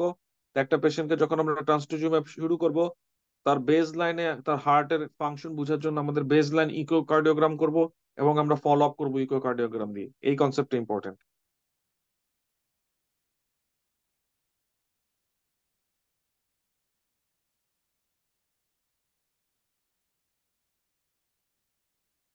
এই টেবিলের মধ্যে ইমাটিনিব ইম্পর্টেন্ট, রুক্সোলিটিনিব ইম্পর্টেন্ট, ইন্ডিকেশনটা এখান থেকে ইম্পর্টেন্ট। সাধারণত ইন জেনারেল আমরা ইন্ডিকেশন পড়ি না, ঠিক আছে, কিন্তু আছে না যে স্পেসিফিক এই রিসেপ্টর থাকার জন্য ট্রান্সটুজিমাব দিব, স্পেসিফিক এই ট্রান্সলোকেশনটা থাকার জন্য আমি এটা দিব, স্পেসিফিক্যালি CD20 পজিটিভ থাকার জন্য আমি এই ড্রাগটা দিব। ওই সময় হলো কেমোথেরাপিটা আপনার জন্য ইন্ডিকেশনটা ইম্পর্টেন্ট হয়ে যাবে, otherwise in general indication important না। আচ্ছা, কেমোটক্সিসিটি অ্যামিলোরেশনটা ওরা খুবই পছন্দ করে। কে কে ফ্রি রেডিক্যাল স্ক্যাভেঞ্জার, কে কে আয়রন চিলেটর, কে কে টেট্রাহাইড্রোফলেট প্রিকারসর। ম্যাসনা কিভাবে কাজ করে, এক্সট্রিমলি ইম্পর্টেন্ট। হেমোরেজিক সিস্টাইটিস থেকে প্রিভেন্ট করবে এবং ব্লাডার কার্সিনোমা থেকে প্রিভেন্ট করবে। মেসনাটা সুপার ডুপার ইম্পর্টেন্ট, বলে বোঝাতে পারবো না কত ইম্পর্টেন্ট। তারপরে কি, কেমোথেরাপি অ্যাসোসিয়েটেড নশা ভমিটিং এর জন্য যে ড্রাগ গুলো, তারা কোন রিসেপ্টরে, কোন ড্রাগ কোন রিসেপ্টরে কাজ করতেছে, সুপার ডুপার ইম্পর্টেন্ট। তিনটা। এবং এখান থেকে দেখবেন পরীক্ষায় প্রশ্ন মাস্ট, রিকম্বিনেন্ট সিএসএফ কি, গ্রানুলোস কলোনি স্টিমুলেটিং ফ্যাক্টর, এই সিএসএফ কিন্তু সেই সিএসএফ না। তাদের নামগুলো কি, নিউট্রোপেনিয়াতে ইউজ করব, কিন্তু এটা অত বেশি ইম্পর্টেন্ট না। এইটা মানে এই টেবিলটা হলো মানে সবগুলোর সামারি, যেটা থেকে আর কি কমনলি পরীক্ষায় আসে। আমি বলবো যে এখান থেকে এই শুধুমাত্র এই ছবিটা থেকে মনে হয় আপনার জন্য 2-3টা কোশ্চেন পরীক্ষা চলে আসাটা দোষের কিছু হবে না। ভিনক্রিস্টিন পেরিফেরাল নিউরোপ্যাথি করে, ব্লিওমাইসিন পালমোনারি ফাইব্রোসিস করে, ডক্সোরুবিসিন ড্যানোরুবিসিন কার্ডিওটক্সিসিটি করে, ট্রান্সটুজিমাব কার্ডিওটক্সিসিটি করে, সিসপ্লাটিন নেফ্রোটক্সিসিটি করে, সাইক্লোফসফোমাইড হেমোরেজিক সিস্টেটিস করে, এবং সাথে অ্যাসোসিয়েটেড কিছু ইনফরমেশন। এগুলো মানে মানে চরম চরম ইম্পর্টেন্ট, আমি বলে বুঝাতে পারবো না। এই একটা, এই জায়গাটা থেকে মনে হচ্ছে আমার 2টা কোশ্চেন মাস্ট, শুধুমাত্র এই জায়গাটা থেকে। ওকে, সো আমাদের হেমাটোলজি শেষ হয়ে গেল। আমাদের একজন আমাকে রিকোয়েস্ট করেছিলেন হেমাটোলজি শেষ করার জন্য। আমাদের নেক্সট 2টা ক্লাসে আমরা শেষ করব নিউরোলজি এবং রেমাটোলজি, তারপরে আমরা আবার প্রথম থেকে শুরু করবো ইনশাল্লাহ। ঠিক আছে। আচ্ছা, একজন কারেকশন করে দিচ্ছে, CMLA না বরং CLL হলো smart cell. Thank you so much for your correction. এলোমেলো করে ফেলছি, বাট স্মার্ট সেলের অ্যাসোসিয়েশনটা খুবই ইম্পর্টেন্ট, মানে সুপার ডুপার ইম্পর্টেন্ট। আর দেখেন আমি ইম্পর্টেন্ট জিনিসটাই ভুল করলাম, বুঝছেন। So it happens. High yield, always high yield, এবং হাই হেল্ড গুলো পারলে পরীক্ষায় মানে পাস না মানে ভালো স্কোর করা যায়। আমরা যেন হাই হেল্ড গুলো মিস না করি, কেমন। সবাইকে অসংখ্য ধন্যবাদ, ভালো থাকবেন। কালকে আমাদের ক্লাস হবে ইনশাল্লাহ। কালকে আমাদের টাইমের একটা অ্যাডজাস্টমেন্ট হতে যাচ্ছে আজকে রাতে, আমি আপনাদেরকে টাইম জানাই দিব।